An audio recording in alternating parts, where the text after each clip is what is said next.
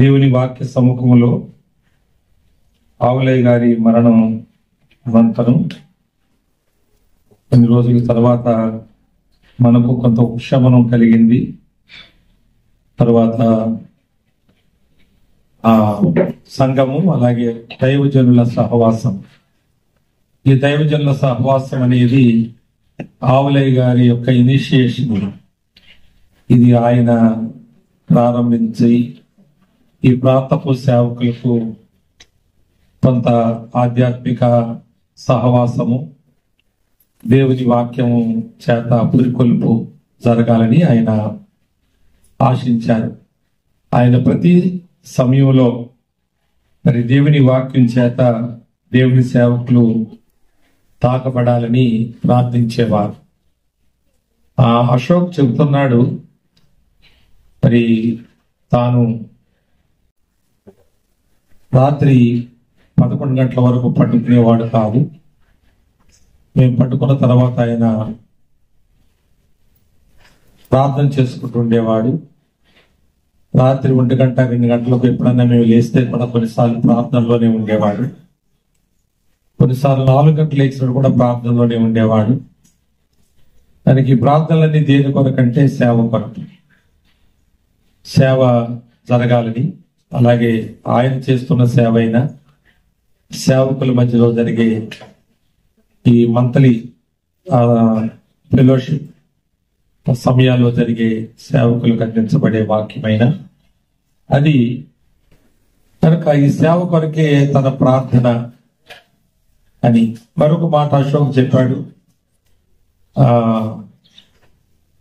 ఏ చిన్న కూడికి వెళ్ళాలన్నా కొన్ని గంటలు ప్రార్థన చేయకపోతే ఆ కూడికకు ధైర్యంగా వెళ్ళేవాడు కాదు.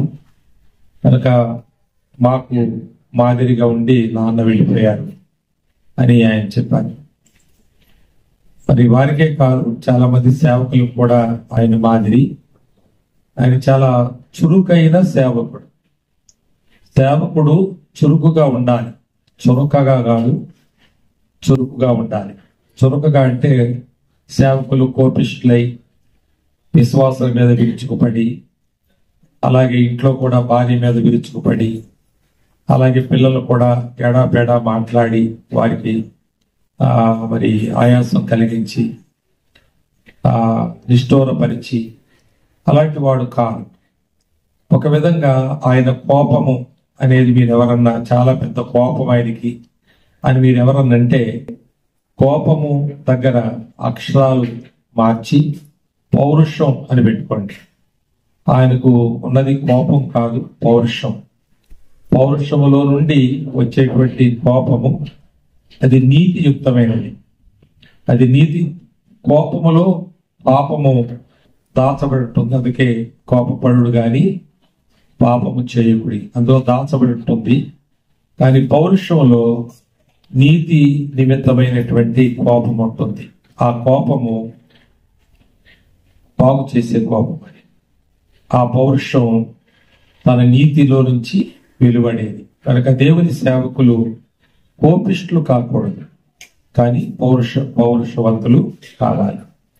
అందుకే నేను ఈ మాట చెబుతున్నాను. ఆయన చురకలు అంటించి కాల్చి బాధించేవాడు కాదు, కానీ చురుకైన సేవకుడు.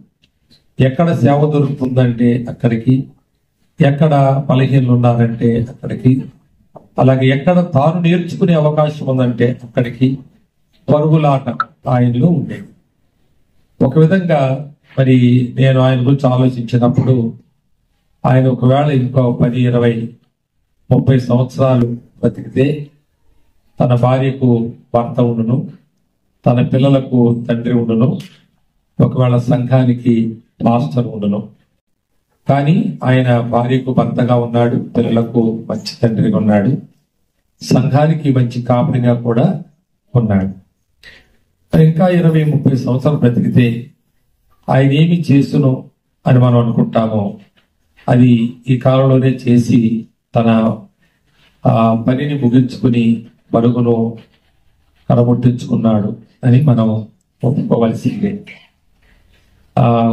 మరి ఆయన జీవితం ఏదో చచ్చిపోయాడు కాబట్టి మంచి మాటలు చెప్పడం కాదు. అలాగూ పొగడ్డం, ఆయన గురించి ఆయన భార్య పిల్లలు నేను ఇలా చెబితే సంతోషిస్తారనే ఉద్దేశం నా మనసులో అస్సలు లేదు. ఉన్న సత్యం నేను చెబుతున్నాను.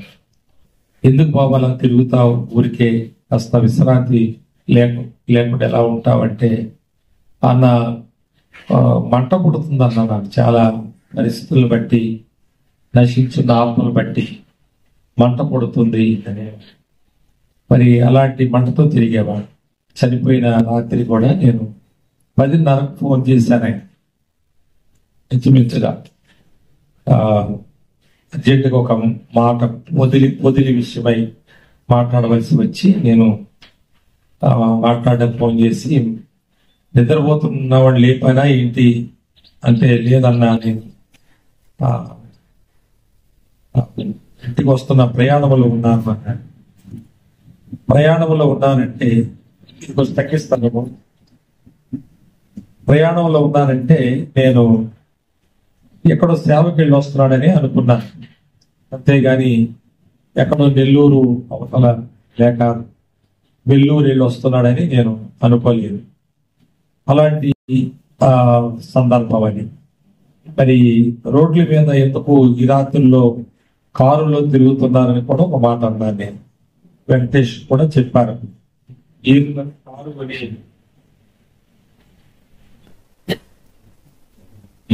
కారు కొని అర్ధరాత్రి షికారం చేస్తున్నావా అని కూడా అన్నాను నేను. ఇలాగ మన సంభాషణ స్వేచ్ఛగా జరిగేది, నరమరికి లేకుండా సంతోషంగా జరిగేది. ఆ విధంగా మరి 10:11 జోనాథన్ గారికి ఫోన్ చేయడం, వారితో సంభాషించడం 11:15 ప్రాంతంలో జరిగింది. ఆ తరువాత కొన్ని నిమిషాలు లేక గంట లోపులోనే యాక్సిడెంట్ కూడా జరిగింది. సరే, ఏది ఏమైనా మనం ఆలోచించవలసిన సంగతులు ఆ యాక్సిడెంట్ విషయంలో 0 ఎలా జరిగింది అనే ప్రశ్న కానీ, ఎక్కడ జరిగింది అనే ప్రశ్న కానీ, అప్పుడెవరు నడుపుతున్నారు అనే, బాబు నన్ను కాస్త స్లో పెట్టండి, ఊరికి పంబాటు చేసేయద్దు. ఇలాంటి ప్రశ్నలు మనం అడగడం అనర్థం. వాటి వలన మనకు వచ్చే ఇన్ఫర్మేషన్ 100% మనకు రాకపోవచ్చు. లేకపోతే ఆ ఇన్ఫర్మేషన్ వల్ల కొన్ని అపార్థాలు కూడా జరగవచ్చు.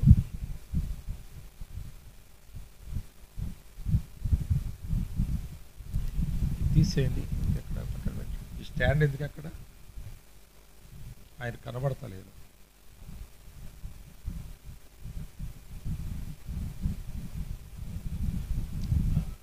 బాగుంది, అయిపోయిందా? ఇంకా నీళ్లు పోయాలా? మరి కూర్చోండి, కూర్చోండి. అది ఆగిపోయినా కానీ కూర్చోండి, దాని గురించి పెద్ద ఏం బాధపడకండి. సరిపోయింది. దీన్ని తగులుతుందా? సరే. కాబట్టి అలాంటి ప్రశ్నలతో మనం ఊరేగొద్దు, లేక ఇతరులను మనము నిలబెట్టొద్దు, ఎవరిని మనం నిందించొద్దు. ఇది దేవుడు అనుమతించాడు అనేది మనకు ఒక ఆధ్యాత్మిక పరిభాష ఉంది. మన ఆ భాషే మాట్లాడుకోవాలి. మత్తయి సువార్తలో 11వ అధ్యాయంలో 26వ వచనంలో, తండ్రి ఇలాగు జరుగుట నీకు అనుకూలమాయను అనే మాట చూస్తాం.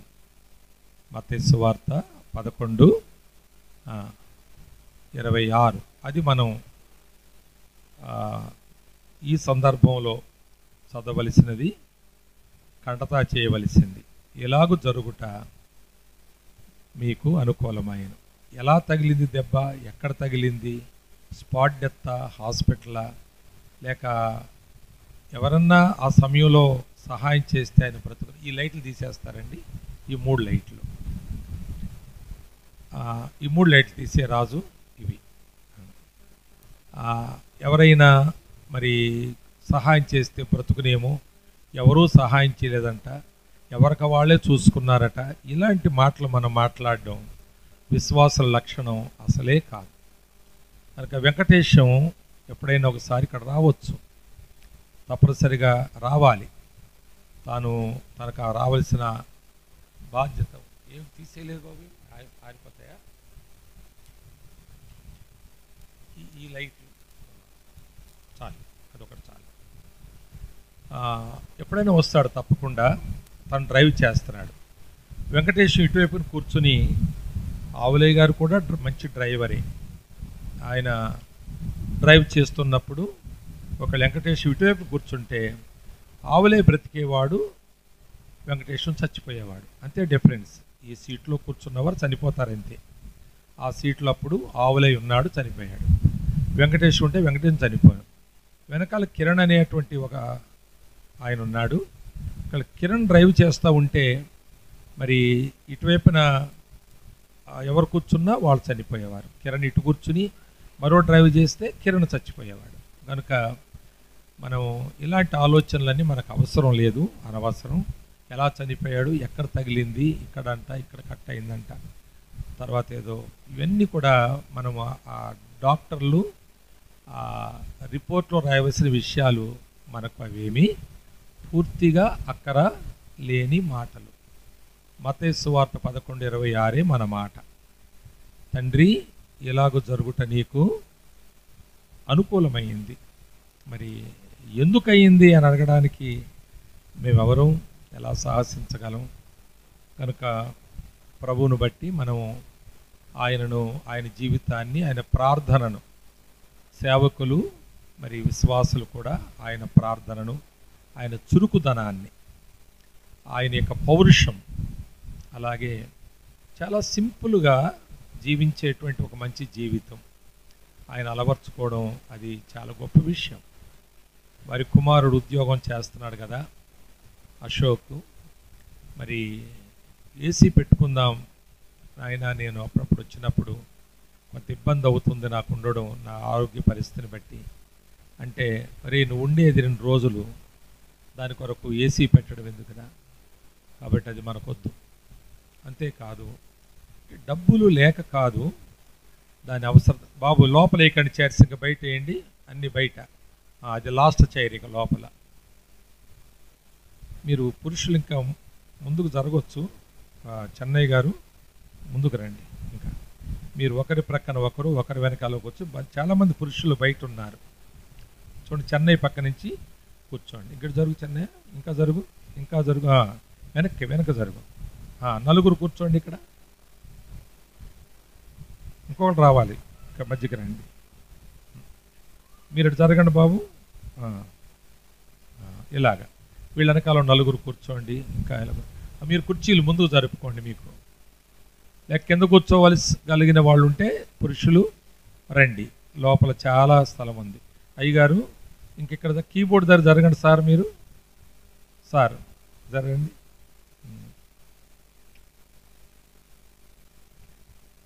రండి, ఇంకా జరగండి, జరగవచ్చు. ఇదేమి కర్మరంటే మరి కర్మే ఇది. రండి.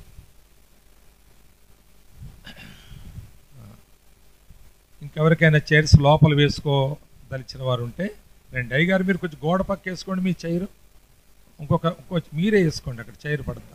రైట్, రండి, జరుపుకోండి. ఎవరి చైర్ మీ చైర్లు ఎవరైనా తెమ్మంటారా? సేవకులు కదా.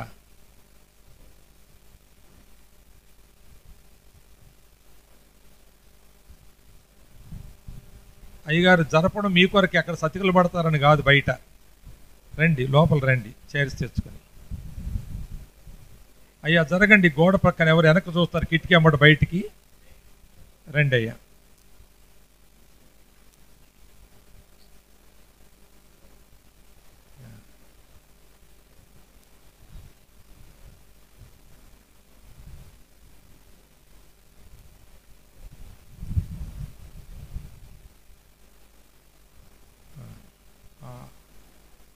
ఎవరైనా కింద కూర్చునే పురుషులు ఉంటే ఇంకో 10 మందికి కింద కూర్చోవడం స్థలం ఉంది, రావచ్చు లోపలికి. కుర్చీలే కావాలంటే కుర్చీలు సర్దుబాటు చేసుకోండి. ఇక్కడ పురుషుల ప్రక్కన లైన్ వేయొచ్చు చైర్స్. అయ్యా వాలంటీర్స్ ఇక్కడ లైన్ వేయండి, అలాగా ముందు నుంచి వెనక్కి. ఎవరు నడుస్తారు ఇక్కడ బాబు? ఇటు తీసిరా ఇక్కడ ముందు నుంచి వెనక్కి అక్కడే.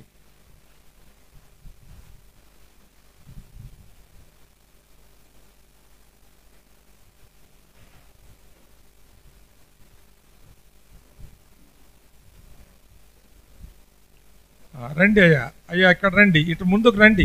ఈ కుర్చీలు ముద్దేశారు, రండి ముందుకు రండి. వెనకాల వాళ్ళు అయ్యా రండి. కొంచెం మీరు పొట్టిగా ఉన్నారు, నాకు మీరు కనపడతలేదు, మీరు నాకు కనపడతలేదు. ఇటు రండి, ఇక్కడ రండి. అయ్యా రండి, దిక్కులు చూడకండి, ఇటు రండి. చైర్స్ ఉన్నాయి ఇక్కడ. ఈ చైర్లు ఆక్యుపై చేయండి దయచేసి.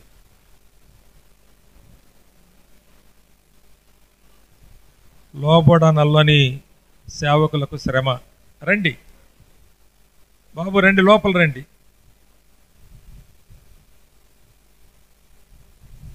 అయ్యా లోపలికి రండి. ఈ ముందు నుంచి కూర్చోండి. ఇదిగో సార్ కూర్చున్నా చూడండి, ఆ లైన్లో కూర్చోండి అందరూ ముందు నుంచి.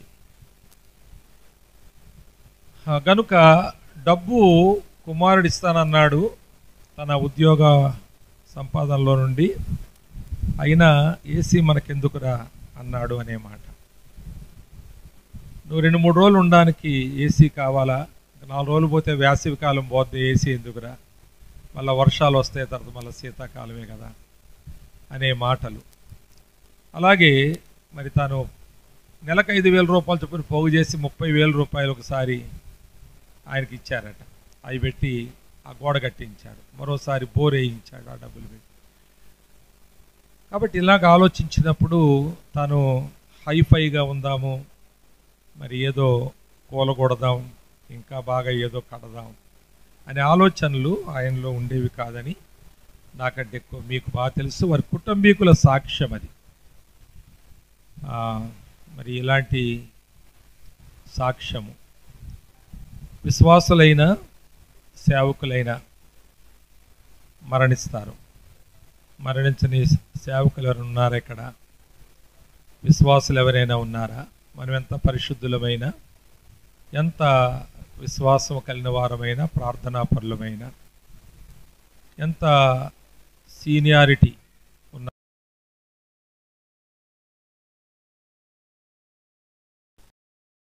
నుంచి మనెవరు తప్పించుకోలేము. ఆదాము నుండి ఆ మరణం సంక్రమించింది.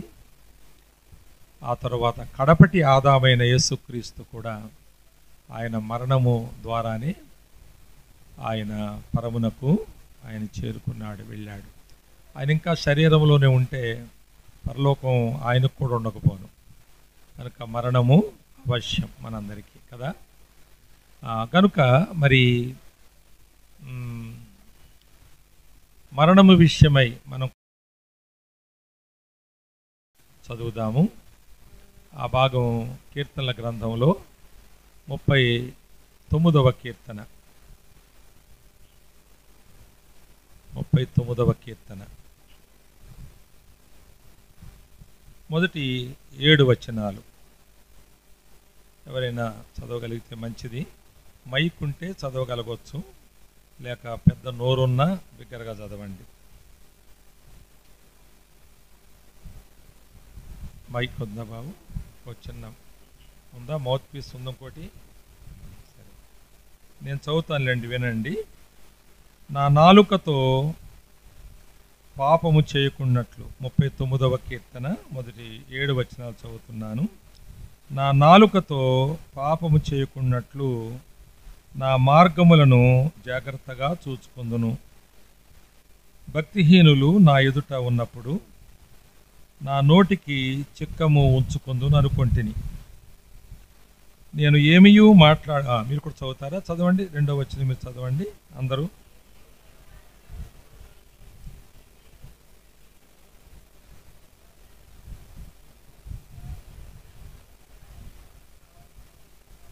నా గుండె నాలో మండుచుండెను. నేను చదువుతాను, మీరు తర్వాత చదవండి. నా గుండె నాలో మండుచుండెను, నేను ధ్యానించుచుండగా బాబు తర్వాత మీరు చదవండి. తర్వాత వచనం. నేను ధ్యానించుచుండగా మంట పుట్టెను. అప్పుడు నేను ఈ మాట నోరారా పలికి తిని,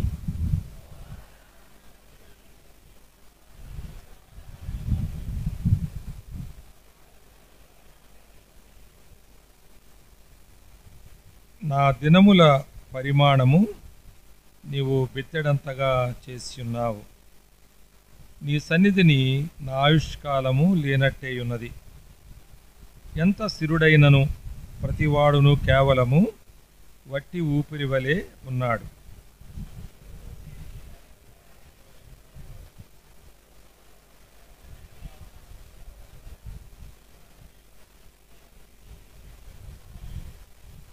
ప్రభువా, నేను దేని కొరకు కనిపెట్టుకుందును? నిన్నే నేను నమ్ముకొని ఉన్నాను. 7వ వచనం మరలా అందరం చదువుదామా?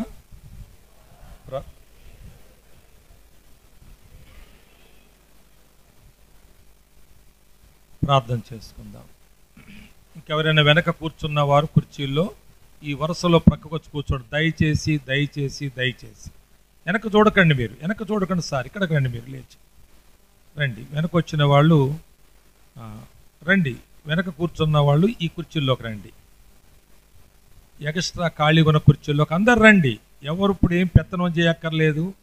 ఎవరు పని చేసేవాళ్ళు ఎవరో చేస్తున్నారు బయట. మిగిలిన వాళ్ళు ఇక్కడికి వచ్చింది మనం మరో కారణం ఏది ఉండకూడదు. ఆవులే గారు మరణం బట్టి జాలితో కాదు మనం వచ్చింది. ఆ కుటుంబాన్ని మళ్ళా కలవడానికి కాదు మనం వచ్చింది. మనం వచ్చింది మన చావు విషయమై ఆలోచన చేసుకోవడానికి వచ్చాం. అది మనసులో పెట్టుకోండి. అది సబ్జెక్ట్. అది ఆవులే గారు చావు కాదు మన సబ్జెక్టు. బతికి ఉన్న మన చావు మన సబ్జెక్టు. ఈ భాగంలో మనము చదివిన దాని దేవుడు మనకు అనుగ్రహించు విధానము ఆయన ఆత్మచేత మనము పొందుటకు ప్రార్థన చేసుకుందాం. ప్రార్థన. కృపామయుడైన తండ్రి, ప్రేమగల ప్రభువా, మీకు వందనాలు, స్తోత్రాలు, స్తుతులు చెల్లిస్తున్నాము. మరి నీ దాసుని మీరు పిలిచి ఏర్పరచుకుని తన రక్షణలో ఎదుగునట్లుగా, తన పిలుపులో యోగ్యుడై పనిచేయనట్లుగా మీరు వాడుకొని తదుపరి మీరు ఆయన మీ వద్దకు తీసుకున్నారు. వందనాలు. ఇంకా మేము మిగిలి ఉన్నాం. మమ్మల్ని కూడా మీరు రక్షించారు, మమ్మల్ని కూడా పిలిచారు. మేము మీ నిమిత్తం మీ మహిమ కొరకు వాడబడినట్లుగా మమ్మల్ని ఇంకా బ్రతికించి ఉంచారు. అయితే మా కర్తవ్యము మేము ఎరిగి మాకు మాదిరిగా ఉండిపోయిన ఆవులయ్య గారి పరిచర్యను కొంత మేము జ్ఞాపకం చేసుకుంటూ మా పరిచర్యలో మేము పురికొల్పు పొందినట్లుగా, అయితే మా మరణము కూడా మీ అంగీకారంకు యోగ్యముగా మీ అనుమతితో ముగింపుగా ఉన్నట్లు కోరి ప్రభువైన యేసుక్రీస్తు పరిశుద్ధ నామములో ప్రార్థించి వేడుచున్నాము తండ్రి. ఆమేన్. ఆమేన్.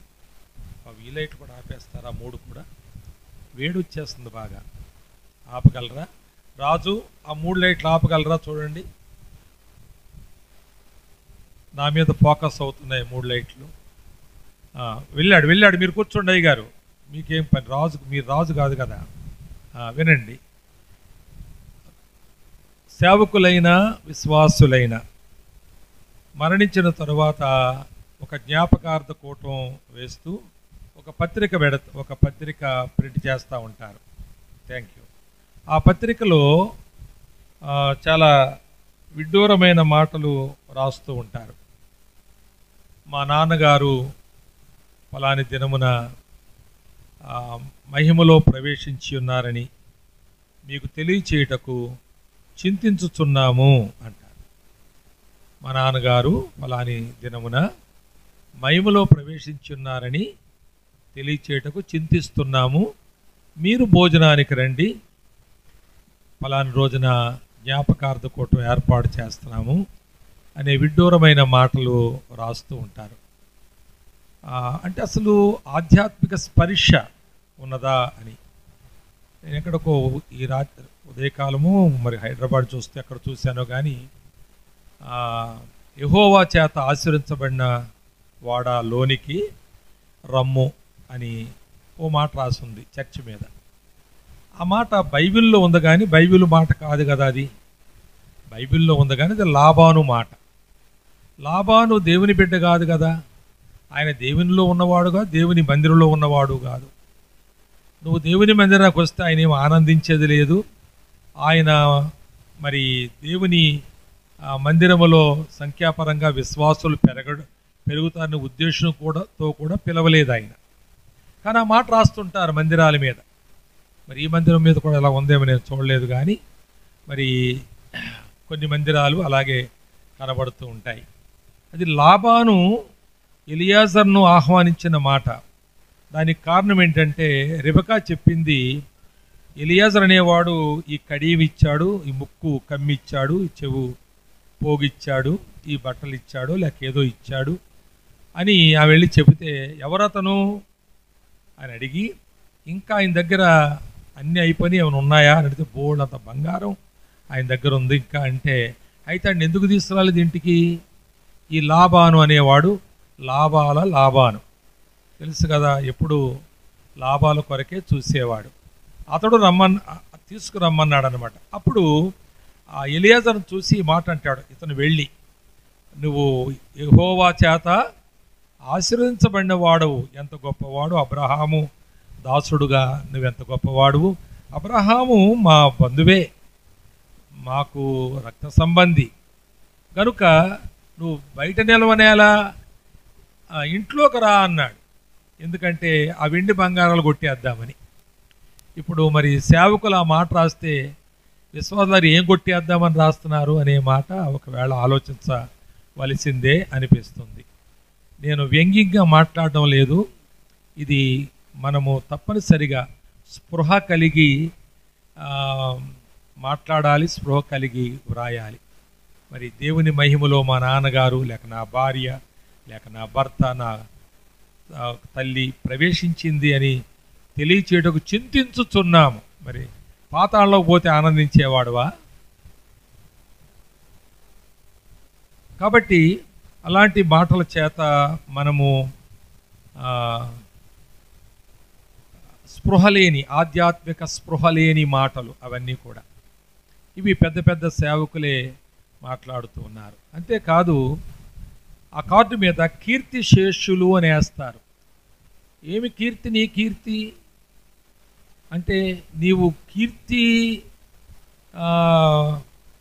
సంపాదించుకోవడానికి సేవ చేసావా? నీ కీర్తి కొరకు నువ్వు దేవుని నమ్ముకున్నావా? God never allow anybody to rob his glory.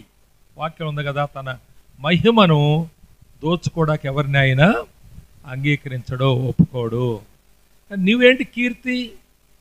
ప్రభువా నీకు మహిమ కలుగునుగాక అని మనం మాటల్లో చెబుతున్నాం.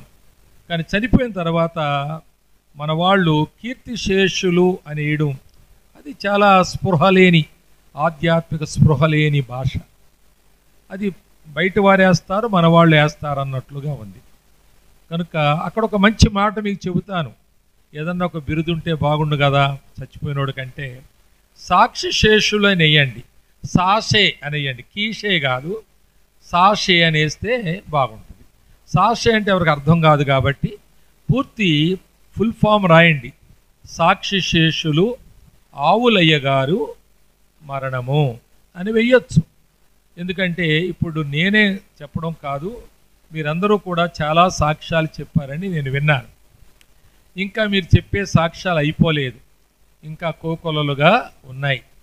కానీ సమయభావాన్ని బట్టి నేనే కొన్ని మాటలు మీ అందరి పక్షంగా నాకు తెలిసిన మేరకు చెప్పి ముగించాం. కనుక ఆయన సాక్షి శేషుడు. చనిపోయిన వాళ్ళందరికీ ఆ మాట పెట్టలేం కూడా. మరలా కీర్తిశేషులను పెడతారు, అది లోకములో ఉన్న మాట, వాడిని కనపరిచే మాట కావచ్చు. కానీ సాక్షి శేషుని అందరికీ పెట్టలేము, అది వీలు కాదు. నీ సాక్ష్యం ఏంటి అనే ప్రశ్నకు నీ జీవితంలో నువ్వు సమాధానం ఇచ్చిన వ్యక్తివి కాకపోతే ఆ కార్డు మీద సాక్ష్యశేషుని పెట్టడం ఆక్షేపణగా ఉంటుంది. అందువలన వారు గొప్ప దైవజనులైనా లేక సాధారణమైన విశ్వాసులుగా పరిగణించబడిన వారైనా వారు చనిపోయేటప్పుడు ఒక మాట వారి పేరు ముందు పెట్టాలి అని అనుకుంటే సాక్ష్యశేషులు అని పెట్టాలి. ఈ చచ్చిపోయేవారు బ్రతికి ఉండగా సాక్ష్యమును సంపాదించుకొని చావాలి, సాక్ష్యము విడిచిపెట్టి వెళ్ళాలి. అప్పుడు వారికి అలాగా వ్రాయడానికి వీలవుతుంది. ఆ విధంగా మనం మన మరణం సమయంలో సాషే అనే మాట మన పేరు ముందు ఉండేటట్లుగా బ్రతకడం అది ఎంతో మంచిది. ఇక్కడ దావీదు ఒక మాట అంటున్నాడు, నేను నోరు మూసుకుని మౌనంగా ఉన్నాను అని 2వ వచనంలో చెప్పాడు. అంటే నేను ఏమీయూ మాట్లాడక, ఎందుకంటే భక్తిహీనులు ఎదుట ఉన్నప్పుడు నా నోటికి చిక్కము ఉంచుకుంటున్నాను, నేనేమీ మాట్లాడడం లేదు. అయితే నా గుండెలో ఒక మంట ఉంది. ఏంటి ఆ మంట అంటే, నా అంతము ఎట్లుండునది, నా దినముల పరిమాణము ఎంతైనది నాకు తెలియాలని ఆశ ఉంది. నా ఆయువు ఎంత అల్పమైనదో నేను తెలుసుకొనగోరుచున్నాను. దానికి నోరు తెరిచాడు. ఏవేవో మాటలు, డామినేషన్ లేక వాద వివాదాలు, ఎదుటి వారిని ఓడించగలిగినటువంటి సత్తా కలిగినటువంటి వొకాబులరీ, పదజాలము, దెబ్బకు దెబ్బ మాటకు మాట అనే దగ్గర దావీదు మౌనంగా ఉన్నాను అంటాడు. కానీ తన విషయం ఆలోచించినప్పుడు ఒక మంటలో నుండి మాట్లాడుతూ ఉన్నాడు. ఇదేదో ఆషామాషిగా, దేవా నేను ఒకటి అడగాలనుకుంటున్నాను, నేను ఇప్పుడు చనిపోతాను, ఎలా చనిపోతాను, కాస్త బాగా చనిపోవాలని ఆశ ఉంది. బిలాం అంటాడు ఆ మాట సంఖ్యాకాండంలో 23వ అధ్యాయంలో 10వ వచనంలో అంటాడు, నీతిమంతుల మరణము వంటి మరణము నాకు లభించునుగాక. అవినీతితో బ్రతుకుతున్నాడు, దేవునికి వ్యతిరేకంగా దేవుని ప్రజలను శపించాలని ఆ బహుమానములు ఆశించి బాలాకు దగ్గర తీసుకుని వాటిని తాను తీసుకుని ధనవంతుడు కావాలనో తన మనసును తృప్తిపరచుకోవాలనో దానికి ఏమైనా చేస్తానని తెగించాడు వాటిని కాపాడుకొనుటకు.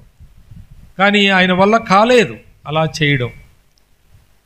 తరువాత బాలాకుకు తన చెవిలో ఒక మాట ఊదేసి వెళ్ళిపోయి ఇశ్రాయేలు నాశనమునకు కారణం అయ్యాడు ఆయన. కానీ ఆయన అంటాడు, నేను మరణించినప్పుడు నీతిమంతుల మరణము వంటి మరణము నాకు లభించునుగాక, నాకు దొరుకునుగాక, కలుగునుగాక అని ఆశిస్తున్నాడు. అలా కుదరదు. మనము బ్రతికినప్పుడు నీతిమంతులుగా బ్రతకకుండా నీతిమంతుల మరణం వంటి మరణం నాకు కావాలని కోరుకుంటే అది దురాశ అవుతుంది. అది దేవుని దగ్గర మనం చేసే ప్రార్థన అంగీకరించబడేది కాదు. అలాంటి పరిస్థితుల్లో మరి మనం చనిపోయినప్పుడు మనం మిగిల్చి వెళ్ళవలసింది ఏంటంటే సాక్ష్యమే. చాలు, ఆ మాట ఒక్క మాట చాలు. ఇది మనం హెబ్రీ పత్రికలో చదువుతాము 11వ అధ్యాయంలో ఆ చివరి వచనాల్లో 38వ వచనం, 39, 40 ఆ వచనాలు ఉంటాయి కదా, అక్కడ చదువుతాం. వీరందరూ సాక్ష్యము పొందారు. వీరందరూ ఏం పొందారు? ఒక్కొక్కరి మీద ఎన్నెన్నో అధ్యాయాలు రాయబడి ఉన్నాయి, ఎన్నెన్నో గొప్ప గొప్ప విషయాలు రాయబడి ఉన్నాయి. వారి చరిత్ర అంత తొందరగా చెబితే అయిపోయేది కాదు. ప్రపంచవ్యాప్తంగా చరిత్రను బోధిస్తూ ఉన్నారు గొప్ప గొప్ప దైవజనులు. దాని మీద చాలా పెద్ద పెద్ద పుస్తకాలు రాయబడ్డాయి. అబ్రహామును ఉదాహరణగా తీసుకుందాము. అబ్రహామును గురించి ఎన్ని పుస్తకాలు రాసినా అయిపోయినాయా? ఆయన యొక్క సమర్పణ, ఆయన త్యాగము, ఆయన లోబడుట, అన్కండిషనల్ కమిట్మెంట్, ఏ విధమైన షరతులు లేకుండా తను తాను అప్పగించుకోవడం అనేటువంటి మాట, వీటి మీద ఒక్కొక్క మాట మీద ఒక్కొక్క బుక్కు గ్రంథాలే రాయబడ్డాయి. కానీ చివరికి దేవుని వాక్యం అబ్రహాము గురించి చెప్తున్న చివరి మాట ఏంటంటే అబ్రహాము సాక్ష్యము పొందెను. అంతే అంతే. ఆ గ్రంథాలన్నీ రాయొచ్చు, చాలా అధ్యాయాల్లో ఉండొచ్చు, కానీ బైబిలు బహు విధేయుడైన, నమ్మకస్తుడైన, తగ్గించుకున్న, దేవునికి ఎంతో మహిమ తెచ్చిన, అంతేకాదు యేసుక్రీస్తుకు మూల పురుషుడుగా ఉన్న అబ్రహాము గురించి బైబిల్ చెప్పిన చివరి మాట ఏంటంటే సాక్ష్యము పొందెను. అంతే, దట్స్ ఆల్. నీవు నేను మరెవరమైనా మనం చనిపోయిన తరువాత మన గురించి దేవునికి మహిమ తెచ్చే, మిగిలిన వారికి మాదిరిగా ఉండే ఒక మాట చెప్పుకుంటే చాలు. అది తరతరాలకు ఒక్క మాట వెళితే చాలు, మన పేరు ముందు సాక్షి శేషులు అని పెట్టచ్చు. అలాగే కాకపోతే నువ్వెన్ని పెట్టుకున్నా అది వృధానే, అభిమానులు పెట్టిన పేరు అవుతుంది. అది నీకు పెట్టవలసిన అవసరం లేదు. కానీ నువ్వు చనిపోయిన తర్వాత నిన్ను గణపరచడానికి, మనుషులు గణపరచడానికి పెట్టిన మాటగా మిగులుతుంది. కాబట్టి ప్రియులారా, ఇక్కడ మరొక తలంపు మనం జ్ఞాపకం చేసుకోవాలి. దేవుని వాక్యంలో ఒక మాట ఉంది. అది అమ్మా కూర్చో, కూర్చో, కూర్చో, అక్కడ పెట్టాలి.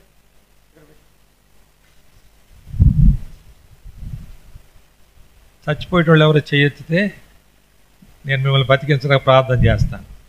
మేమందరం చేస్తాం గొళ్ళుమని ఒకేసారి.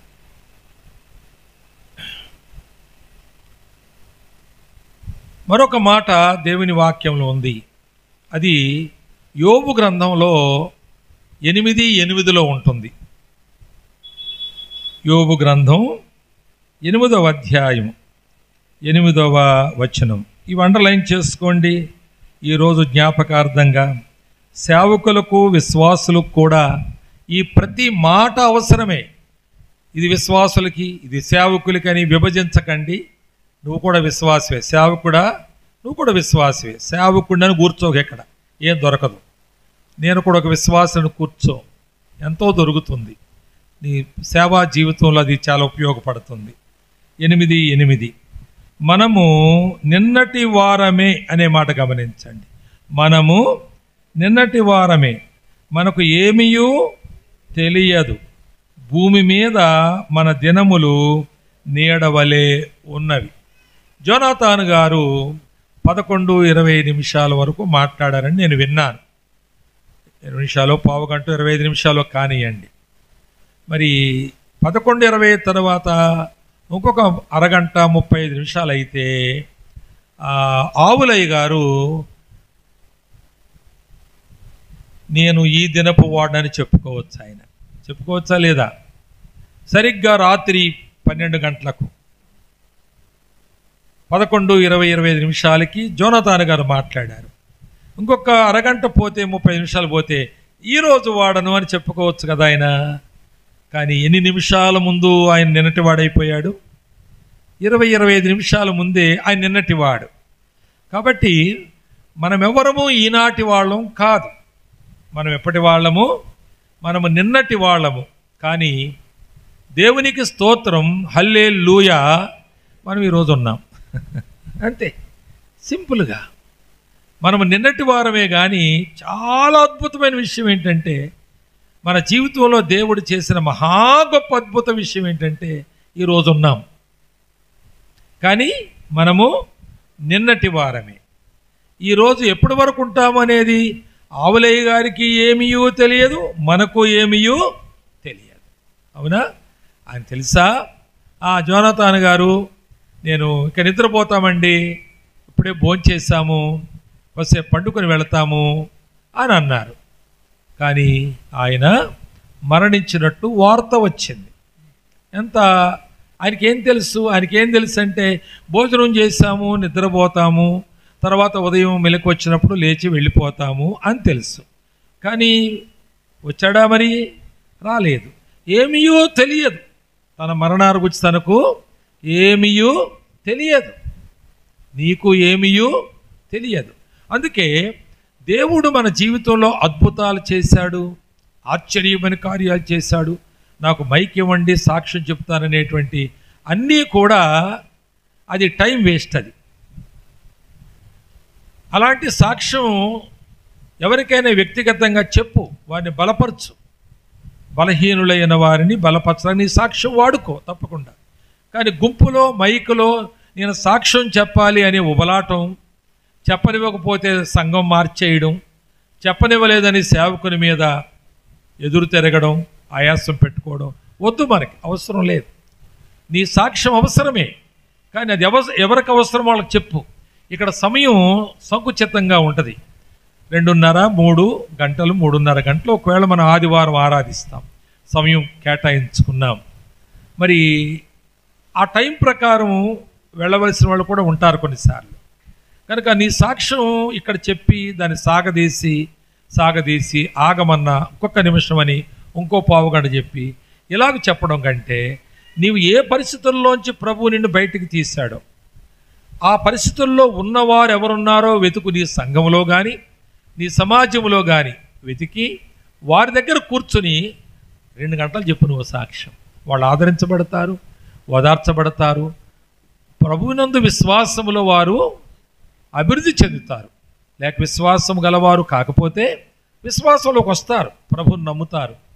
కానీ సంఘాల్లో సాక్ష్యం చెప్పే సాక్ష్యాల సమయం అంటారు. అది ఏ విధంగా సంఘానికి మేలుకరమో నాకు తెలియదు, కానీ మేలుకరమైతే దేవునికి స్తోత్రం. కాకపోయినది ఒక అలవాటుగా మా సంఘంలో సాక్ష్యాల సమయం ఉంటుందండి అనేటువంటి ప్రోగ్రామ్ ఓరియంటెడ్గా మనం సాక్ష్యాలు చెప్పడం కాదు. కనుక ఇక్కడ మనము సాక్ష్యము చెప్పడం అనేటువంటి మాట అది అనుదినము చెప్పదగిన మాట. ఒక మాట ఉంది, ప్రతిరోజు దేవుడు నా జీవితంలో అద్భుతం చేశాడు అని చెప్పే ఒక మాట ఉంది, సాక్ష్యం మాట. అదేంటంటే, నేను నిన్నటి వాడనే కానీ ఇప్పుడున్నాను. ఇది అద్భుతం. చెప్పండి, నేను నిన్నటి దాననే కానీ ఇప్పుడున్నాను. ఇది దేవుడు చేసిన అద్భుతం అండి. నేను నిన్నటి వాడను అని చెప్పిన దేవుడే ఈరోజు ఉండుటకు నన్ను అనుమతించాడు ఈ టైం వరకు. అది ప్రతిరోజు మనం ఆ అద్భుతాన్ని అనుభవిస్తూ ఉన్నాము, కానీ అది పెద్ద లెక్క చేస్తా లేదు మనం. అందుకే ఇక్కడ ఇంకొక మాట చూడండి, 39వ కీర్తనలో, యెహోవా నా అంతము ఎట్లుండునది అంటే, నేను ఎప్పుడు మరణిస్తానో ఆ మరణం వరకు నా దినములు ప్రమాణము ఎంతైనది నాకు తెలుపుము. కనుక విశ్వాసులు ఎవరూ కూడా, వినండి బాగా ఈ మాటలు, ఇవి శిలాశాసనంగా పెట్టుకోవాలి. ఎందుకంటే ఆధ్యాత్మికమైనటువంటి ఈ సత్యాలు మనకు జీర్ణం కావు, మనకు వినడానికి సొంపుగా ఉండవు. తర్వాత ఇవి మనకు వాడుక లేదు. అందువల్ల కొంచెం మనం కలవరం చెందొచ్చు, కానీ చెందండి పర్లేదు, కలవరపడండి, కానీ దీన్ని వదిలిపెట్టేయద్దు, తృణీకరించొద్దు ఈ మాటను. ఈ మాట వినండి, మనం ఎవరూ కూడా ఎప్పుడు సంవత్సరాలు లెక్క పెట్టుకోకూడదు. ఏ సంవత్సరం పుట్టావు, ఏ సంవత్సరం ఎప్పుడయ్యింది, ఏ సంవత్సరంలో పెళ్లి చేసుకున్నావు, ఏ డేట్లో, ఇప్పుడు ఏ డేట్లో మన సంవత్సరం అయ్యింది, ఏ సంవత్సరంలో చచ్చిపోయావు, ఏ డేట్లో, ఇప్పుడు మళ్ళా ఈ సంవత్సరేకం ఎప్పుడు వచ్చింది, ఇవన్నీ విశ్వాసాలకు ఉండకూడదు. ఇప్పుడు ఉదాహరణ, నాకు ఒక కుమారుడు పుట్టాడు, లేక నేను పుట్టాను, నాకు పుట్టినరోజు ఏదో ఉంది, 365 రోజులైతే నాకు సంవత్సరం అవుద్ది. ఆ నెక్స్ట్ డే ఏమవుద్ది, 366 రోజు, ఆ నెక్స్ట్ డే ఏమవుద్ది 367 రోజు. అంతేగాని సంవత్సరాల లెక్కలు లేవు మనకు దినముల లెక్క. ఇది మనం నిన్నటి వారం గనుక ఈ రోజున మన ఖాతాలో వేసుకోవడానికి వీలు లేదు.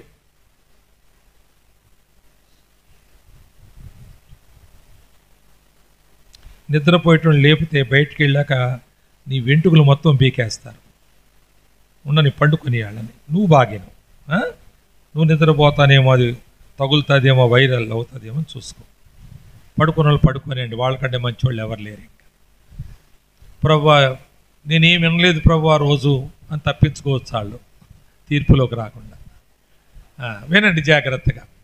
కాబట్టి మనం నిన్నటి వారం కనుక సంవత్సరాలు లెక్క పెట్టుకోవడానికి వీల్లేదు. మీకు తెలుసో తెలియదు ఈ విషయం, నాకు తెలిసింది లేటెస్ట్గా. మరి 7వ తారీఖున ఆవులే గారు పుట్టారు ఆగస్టు నెలలో. ఏ రోజు చనిపోయాడు ఆయన? 7వ తారీఖే చనిపోయాడు ఆయన, ఆగస్టు నెలలోనే చనిపోయాడు. అక్కడ రాయి మీద రాసినప్పుడు ఆగస్టు 2024 వేసుకుని డేట్ వేయలేదు అక్కడ, ఎందుకంటే మరలా సంవత్సరేకం చేస్తారేమో ఎవరన్నా, అందుకు డేట్ వేయలేదు. ఆగస్టు నెలని మాత్రం ఉదాహరించామంతే. అది చాలా ఆలోచించి చేసిన పని. సరిగ్గా డేటుకు మళ్ళీ జ్ఞాపకార్థ కూటం పెట్టడం, మళ్ళీ మేకలు కోసారా ఈరోజు, కోళ్ళు చంపారా, ఏదో చేస్తుంటారు మొత్తానికి. మళ్ళా పని పెట్టుకోవడం, సంవత్సరానికి ఒకసారి ఆవులే గారి పేరు మీద మళ్ళీ ఒక 100 కోళ్ళని చంపడం, ఏదో 2 మేకపోతులను చంపడం. ఈ పని మనం పెట్టుకోకూడదు. అయిపోయింది. There ends the whole matter. అయిపోయింది అది. ఆ విషయం మీ ఇంట్లోనైనా విశ్వాసులైనా ఎవరైనా అయిపోయింది. సమాధి అయింది, అయిపోయింది. ఇక దాని గురించి ఏమక్కర్లేదు. మరి ఆయన జ్ఞాపకం చేసుకోవద్దంటే తప్పకుండా చేసుకోవాలి, కానీ ప్రతిరోజు చేసుకోవాలి, సంవత్సరానికి ఒకసారి కాదు. నీకు అంత జ్ఞాపకం చేసుకునే అంత సబ్జెక్ట్ ఆయనలో ఉంటే, అంత ప్రేమ ఆయన మీద ఉంటే, సంవత్సరానికి ఒకసారి అయ్యో మర్చిపోయాం ఈరోజు ఆవులను చచ్చిపోయింది కదా అని అనుకోమని కాదు జ్ఞాపకం చేసుకోండి. ప్రతిరోజు నేను కొన్ని మాటలు చెప్పాను. ఆయన ప్రార్థనా జీవితం, ఆయన చురుకుదనం, ఆయన సేవాభారము, అలాగే ఆయన పౌరుషం, అలాగే ఆయన వాక్యమునందు కలిగిన నిష్ణత, ఇవన్నీ నేను చెప్పానే. అవి ప్రతిరోజు జ్ఞాపకం చేసుకోవాలి. నువ్వు ప్రార్థన చేసేటప్పుడు నేను ఆవులే గారిలా ప్రార్థన చేయాలి. ఎందుకు నాయన అన్నిసార్లు నువ్వు ప్రార్థన చేస్తున్నావంటే, ఎప్పుడో నేను ఓ మాట చెప్పాను, నిజమే. ఆ మాట ఏంటంటే, మనము నిద్రపోవడానికి పడకకి వెళ్ళొద్దు, అలసిపోతే విశ్రాంతి కొరకు పడకకి వెళ్ళాలి. నిద్రపోయే టైం అయితే నిద్రపోదాం అని వెళ్ళకు పడక్కి. నువ్వు సేవలో అలసిపోయి విశ్రాంతి కొరకే పడక మీదకి వెళ్ళు అని చెబుతూ మరో మాట చెప్పాను. అదేంటంటే, నీకెప్పుడు మెలకు వస్తే అప్పుడు మోకరిల్లు. నువ్వు వాష్రూమ్కి వెళ్ళొచ్చు, లేక ఎందుకైనా మెలకు రావచ్చు. వచ్చినప్పుడు నువ్వు మోకరిల్లు, ప్రార్థన చేయి, అలాగే నిద్రపో, పర్వాలేదు. కానీ ప్రభు సన్నిధిలో కొన్ని నిమిషాలు గడపగలుగుతావు. కాబట్టి మరి ఆయన అలా చేశానని చెప్పాడని నేను విని, నేను అంత పర్టికులర్గా చెప్పడం నాకు జ్ఞాపకం లేదు, కానీ ఈ మాటలు చెబుతుంటా నేను ఎప్పుడు విన్నాడో లేక ఆయనకే చెప్పాను. మరి అన్న చెప్పాడు కదరా ఒకసారి అన్నాడట వాడు కుమారుడితోటి, అశోక్ తోటి. కనుక అలా జ్ఞాపకం చేసుకో. ఆవులే గారు చేశారు కదా అలాగా. ఆవులే అలా ప్రార్థన చేసేవంటే వాళ్ళ కుమారుడు సాక్ష్యం ఇస్తున్నాడు ఆ మాట. అలాగ ప్రతిరోజు జ్ఞాపకం చేసుకో. ఆవులే కనబడిన వాళ్ళకి అందరూ సువార్త చెప్పేవాడు. మరి 10,000 పత్రికలు ఆయన ప్రింట్ చేసి మరి రెడీగా పెట్టాడు అవి పంచడానికి. ఆరోగ్యం అందరికీ అవసరమని ఒక పత్రిక ఇంట్లో 10,000 ప్యాక్ చేసి పెట్టాడు. నేను కొన్ని పత్రికలు తీసుకున్నాను. అవి ఆరోగ్యమే మహాభాగ్యము అనేటువంటి మాట. అవి అలాగే కట్టగట్టు ఉన్నాయి. ఆయన ఆశ ఏంటంటే ఇవి అందరికీ పంచాలి అనే ఆశ. అలాంటి ఒక ఆధ్యాత్మిక జీవితమే కాదు, సేవాపరమైన జిజ్ఞాస కలిగిన వ్యక్తి. జ్ఞాపకం చేసుకో. కనబడ్డవాళ్ళందు సువార్త చెప్పు, జ్ఞాపకం చేసుకో. ఉదయకాలం నేను బస్సు దిగుతున్నాను, ఎక్కేటప్పుడు ఆయన నా ఆధార్ కార్డు చూపించమన్నాడు. ఎందుకు సార్? కంపల్సరీగా ఇందులో ఉంది, వెతకాలి ఇప్పుడు అంటే. కంపల్సరీ అండి, మీకు కన్సెషన్ ఇచ్చారు కదా, రేపు మీకు మీ వయసు అంతా లేకపోతే ఎవడో పట్టుకున్న ఉద్యోగం తీసేస్తారంటే, నేను వెతికి సార్ పర్లేదులే అన్నాడు ఆయన. లేదండి నేను ఎందుకు చూడండి మీరని ఆయన చూపించాను. దిగేటప్పుడు ఓ సువార్త పత్రిక ఇచ్చాను ఆయనకి. సార్ నన్ను మీరు దిగేటప్పుడు కూడా మర్చిపోలేదే. ఎంతో సంతోషంగా డ్రైవర్ అది తీసుకున్నాడు. అంటే నిజంగా మన జిజ్ఞాస ఎలాగుంది అనేది నేర్పించే దైవజనులు వారి జీవితంలో చూపించిన వారు మనకున్నారు. కాబట్టి మరలా 7వ తారీఖు వచ్చాక, మరలా ఆగస్టు నెల 2025లో మళ్ళా కొన్ని విందులు చేసుకోవడానికి, మనమందరం కలిసి సుష్టుగా భోంచేయడానికి ఆయన జ్ఞాపకం చేసుకుందామా? ఇంకేదన్నా ముక్క తక్కువ పడినా, ఒకవేళ ముక్కలు వండకుండా వంకాయ కూర వండినా చెప్పుకుంటా పోవడానిక? ఇందుక ఈ జ్ఞాపకార్థ కూటాలు? ఇవన్నీ కూడా అనర్థాలే, ఆధ్యాత్మికంగా అనర్థాలు. దానికని అర్థం ఇవ్వాలంటే ఆ రోజు అక్కర్లేదు, ఎప్పుడైనా మనం ఆయన జ్ఞాపకం చేసుకోవచ్చు. అందువలన మనము దినములు ఎందుకు లెక్క పెట్టాలంటే మనం నిన్నటి వాళ్ళం కాబట్టి. పోయిన నెలవాళ్ళం కాదు, పోయిన వారం వాళ్ళం కాదు, పోయిన సంవత్సరం వాళ్ళం కాదు. మనము నిన్నటి దినము వాళ్ళము కనుక మనము దినములే లెక్క పెట్టాలి. అలాంటప్పుడు మన సంవత్సరాలతో మనకు పని ఉండదు. నాకు 73 సంవత్సరాలు పుట్టినప్పటి నుంచి ఓ లెక్క, అది అందరికి తెలుస్తుంది. డేట్ ఆఫ్ బర్త్ మనకు ఉంటుంది, తెలుస్తుంది. అయితే నేను చెప్తాను, 73 సంవత్సరాలు అనేది రిజర్వేషన్లో వేయడానికి తప్ప నాకు దాంతో ఏం పని లేదని చెప్తాను. Train reservation, bus reservation, flight reservation, ఆ రిజర్వేషన్ అప్పుడు నా డేట్ ఆఫ్ బర్త్ ఉండాలి, ప్రూఫ్ ఉండాలి దానికి. కనుక 73 సంవత్సరాలు అనేది date of birth, year of birth, దాని కొరకే. నాకు దాంతో ఏ సంబంధం లేదు. నేను సేవకు వచ్చినప్పుడు 27 సంవత్సరాలు, నాకు 29 సంవత్సరాల వయస్సు. నేను నా మట్టుకు నేను చెబుతున్నాను, ప్రభువుని బట్టి దేవునికి మహిమ కర్మగా ఈ మాట చెబుతున్నాను. నాకు కూడా చాలా తృప్తిగా చెబుతున్నాను.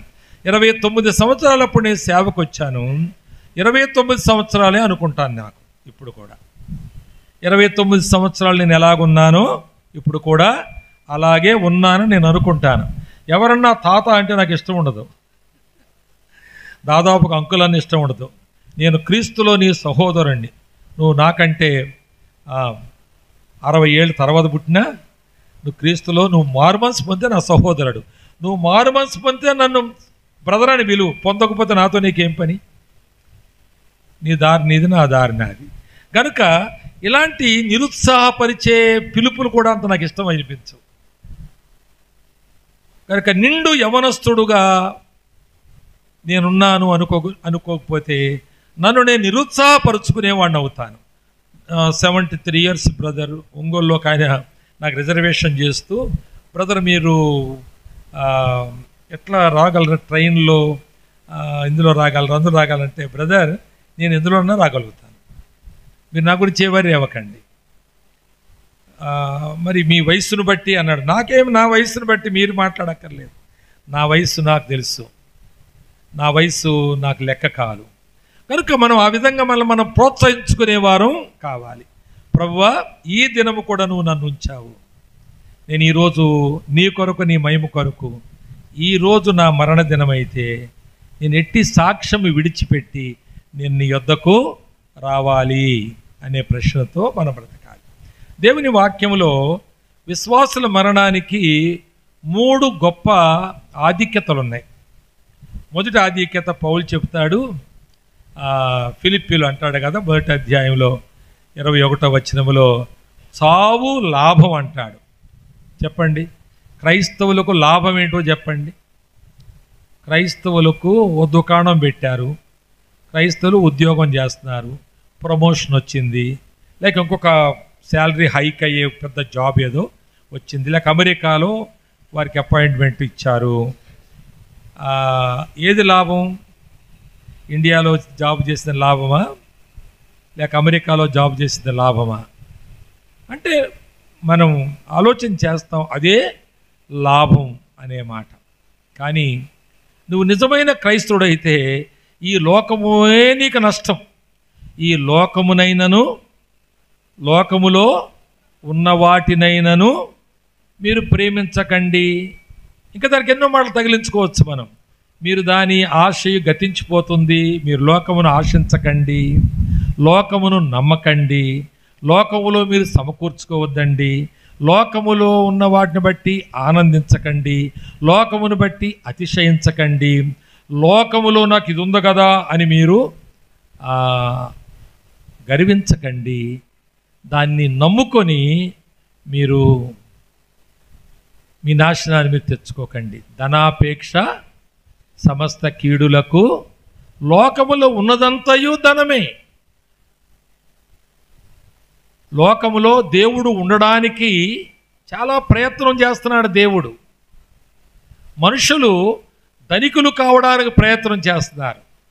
దేవుడు తాను లోకములో ఉన్న నీ జీవితములో ఆయన ఉనికిని ఏర్పరచుకోవడానికి ఆయన ప్రయత్నం చేస్తున్నాడు. నువ్వే ప్రయత్నం చేస్తున్నావు? ధనమును కూర్చుకోవడానికి ప్రయత్నం చేస్తున్నావు. అందుకే ఆ మాట వచ్చింది కొండ మీది ప్రసంగంలో, నీవు సిరికిని దేవునికిని లేక ధనమునకును దేవునికిని దాసుడవు కాలేవు.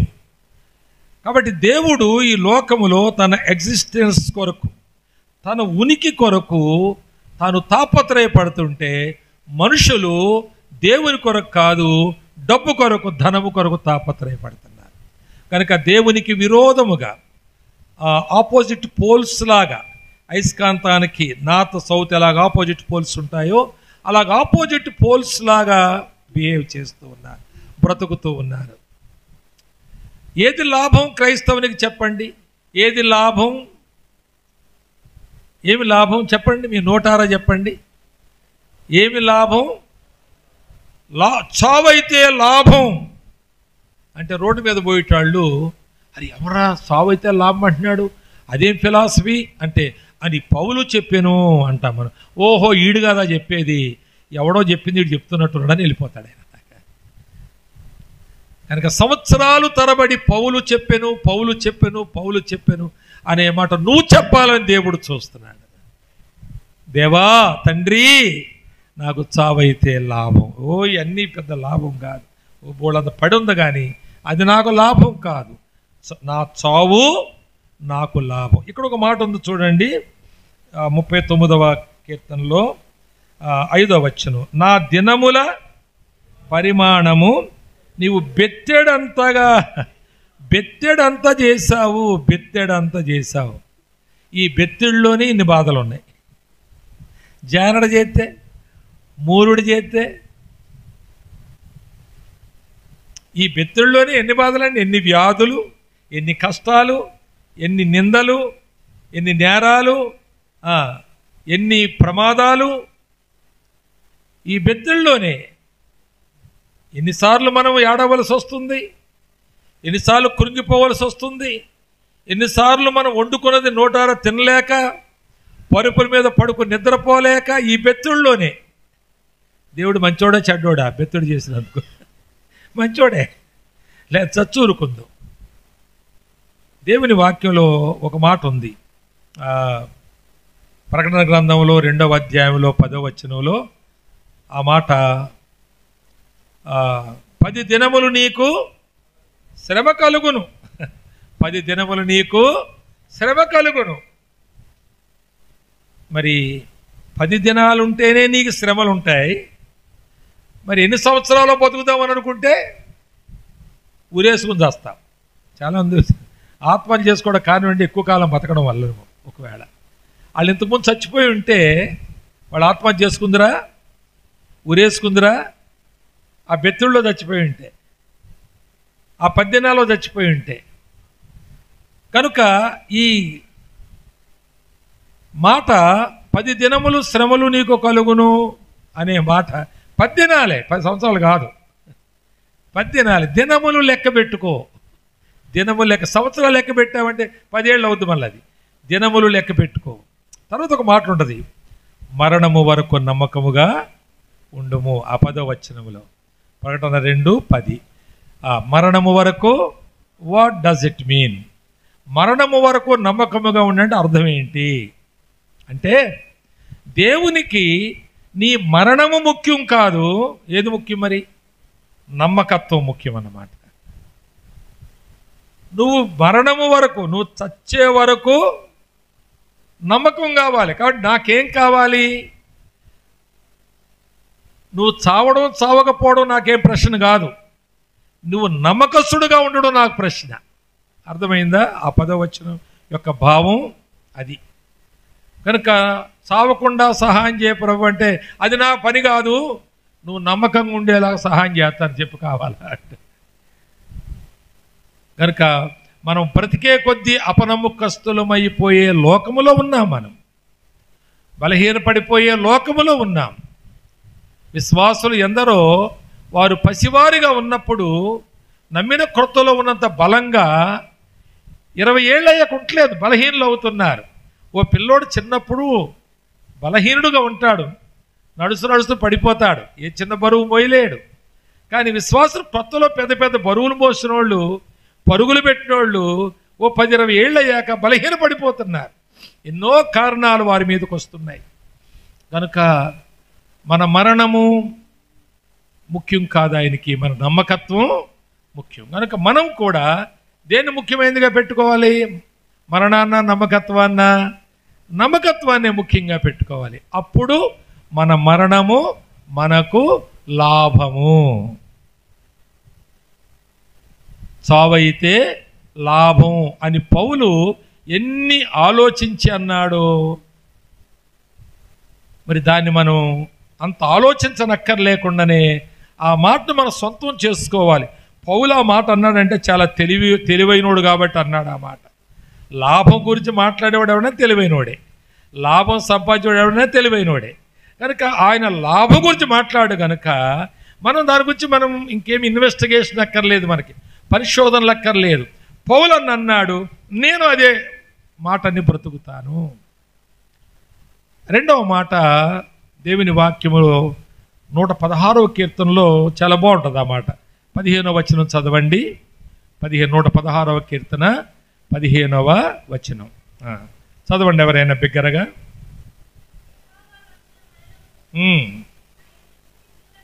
యెహోవా భక్తుల మరణము, అది క్రైస్తవులు మరణము దేవుని దృష్టిలో విలువైనది. మన మరణానికి ఉన్నటువంటి ఆధిక్యతలు చెబుతున్నాను. మన మరణం ఎంత ఔన్నత్యమైన మరణమో, మన మరణము దేవుని దృష్టిలో విలువైనది. మరొక మాట మనం యోహాను సువార్తలో 21వ అధ్యాయంలో 19వ వచనంలో ఒక మాట చూస్తాం. ఎట్టి మరణము చేత అతడు దేవునిని మహిమపరుచునో అనే మాట. విశ్వాసుల యొక్క మరణం దేవునికి మహిమ తెచ్చే మరణం.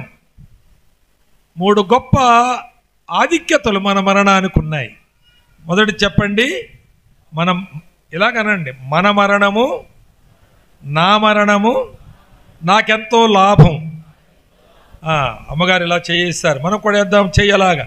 నా మరణం దేవుని దృష్టిలో విలువైనది, నా మరణం దేవునికి మహిమ తెచ్చేది. ఈ 3 వచనాలు మీ దగ్గర ఉంచుకోండి. అయితే మరో 3 మాటలు చెప్పి నేను ముగిస్తాను. నిద్ర వచ్చేవాళ్ళు సంతోషించండి, మీకు విడుదల సమీపమైంది. వినండి, మరొక 3 మంచి మాటలు మీకు చెబుతాను. మన మరణము సమయంలో మనము దేవునికి ఒక నివేదిక ఇచ్చే వారముగా ఉండాలి. నివేదిక అంటే రిపోర్ట్. అంటే ఓ నెలంతా మనం ఎలా పనిచేసామో మన పై ఆఫీసర్కి, లేకొన్నిసార్లు క్రిస్టియన్ ఆర్గనైజేషన్స్లో ఉన్న సేవకులు ఆ నెలంతా ఎలా పనిచేశారో ఆ పని రిపోర్ట్స్ ఇస్తూ ఉంటారు. ఒక పని మనకు అప్పగిస్తే ఆ కూలి చేసేటప్పుడు ఆ పని పూర్తి చేసి ఆ యజమానికి ఆ పనిని చూపించి లెక్క అప్పగించి తాను తన నివేదిక ఇచ్చి జీతము తీసుకుంటాడు. అలాగే మనం కూడా మరణించేటప్పుడు ఒక నివేదిక ఇవ్వాలి మనం దేవునికి. దేవా, నేను జీవించిన జీవితం ఇది, ఇలాగ ఈ విషయాల్లో ఈ విధంగా నేను జీవించాను, ఆ నివేదికతో నీ దగ్గరికి వస్తున్నాను అని ఒక నివేదిక తీసుకెళ్ళాలి. ఇలా నివేదిక తీసుకెళ్ళిన మొదటివాడు సమూయేలు మొదటి గ్రంథం 12వ అధ్యాయంలో మనం మొదటి నుండి 5 వచనాలు మనం చదువుకోవచ్చు. సమయం ఒకవేళ లేకపోతే మనం ఆ విషయాన్ని గ్రహించవచ్చు. సమూయేలు మొదటి గ్రంథం 12వ అధ్యాయం నేను చదువుతాను, చూడండి ఆ మాటలు. అప్పుడు సమూయేలు ఇశ్రాయేలులందరితో ఇట్లా నేను ఆలకించుడి. చూస్తున్నారా? సమూయేలు మొదటి గ్రంథం 12:1 నుండి. మీరు నాతో చెప్పిన మాట అంగీకరించి మీ మీద ఒక రాజుగా నియమించున్నాను. రాజు మీ కార్యమును జరిగించును. ఇప్పుడు వినండి, నేను తల నెరిసిన ముసలివాడను. తను రిపోర్ట్ ఇస్తున్నాడు. ఎప్పటి నుంచి ఆయన సేవ చేశాడు వారి మధ్యలో? బాల్యము నుండి నేటి వరకు. బాల్యం అంటే ఎంత బాల్యం అది? పాలు విడిచినది మొదలుకొని నేటి వరకు నేను మీ కార్యములను జరిగించుచూ వచ్చి తిని. తర్వాత ఇదిగో ఇప్పుడు నాకు నేనుగా ఉన్నాను. ఇప్పుడు నేను ప్రవక్తనని కానీ, దీర్ఘదర్శిని కానీ, దైవజనుడని కానీ, న్యాయాధిపతిని కానీ నేను మీకు కనుపరుచుకోవడం లేదు. ఇప్పుడు నేను ఒక సామాన్య మనుష్యుడుగా, ఇదిగో ఐయామ్ యాజ్ ఐయామ్, నేనేమై ఉన్నానో అదే మీ ముందు నిలబడి మాట్లాడుతాను. నేను ఎవని యొద్దనైనను తీసుకొంటినా, ఎవని గార్ధవమునైనా పట్టుకొంటినా, ఎవనికైనా అన్యాయము చేసి తినా, ఎవరినైనా బాధ పెట్టి తినా, న్యాయము నాకు అగుపడకుండా ఎవరినైనా లంచము పుచ్చుకొంటినా, అలాగూ చేసినడలా యెహోవా సన్నిధిని ఆయన అభిషేకం చేయించిన వాని ఎదుటను వాడు నా మీద సాక్ష్యము పలుకవలెను. అప్పుడు నేను మీ ఎడల దానిని మరలా ఇత్తునెను. నీవు మాకే అన్యాయమైనను ఏ బాధనైనా చేయలేదు. 4వ వచనం. ఏ మనుషుని యొద్ద గాని నీవు దేన్నైనా తీసుకొనలేదని వారు చెప్పగా అతడు అట్టిది నా యొద్ద ఏదియూ మీకు దొరకదని యెహోవాయును ఆయన అభిషేకం చేయించిన వాడును ఈ దినమున మీ మీద సాక్షులై ఉన్నారని చెప్పినప్పుడు వాళ్ళందరూ ఏమన్నారు చెప్పండి? సాక్షులే. నువ్వు చెప్పిన అన్నిటికీ మేము సాక్షులమే. ఇది సమూయేలు యొక్క సాంఘిక జీవితం యొక్క రిపోర్ట్. ఇది వినండి జాగ్రత్తగా. దేవుని బిడ్డలమైన మనము, సేవకులమైన మనము అందరము కూడా మనము ఒక సాంఘిక జీవితం ఎలా జీవించామో, సమాజంలో ఎలా జీవించామో, మన కుటుంబాల్లో ఎలా జీవించామో, మన ఇరుగు పొరుగులతో ఎలా జీవించామో, తల నెరిసిన బాల్యము నుండి నేను ఎలా జీవించాను, తల నెరిసిన వాడనై నేను మీ మధ్యలో ఉన్నాను. నేను ప్రవక్తని, మరొక దైవ సంబంధమైనటువంటి ఆధిక్యత ఏదో నాలో మీరు ఆలోచించి మొహమాట పడకండి. ఉన్నది ఉన్నట్టు చెప్పండి. నేనున్నానంతే. సమూయేలనే నేనున్నానంతే. కాబట్టి మీరేమి ఆలోచించకండి నా గురించి, ఉన్నది ఉన్నట్టు చెప్పండి అంటే నువ్వు ఏది చెప్పవటన్నిటికీ మేము సాక్షులమే. ప్రియ సోదరులారా, సోదరిల్లారా, మనకు మరణం తథ్యం.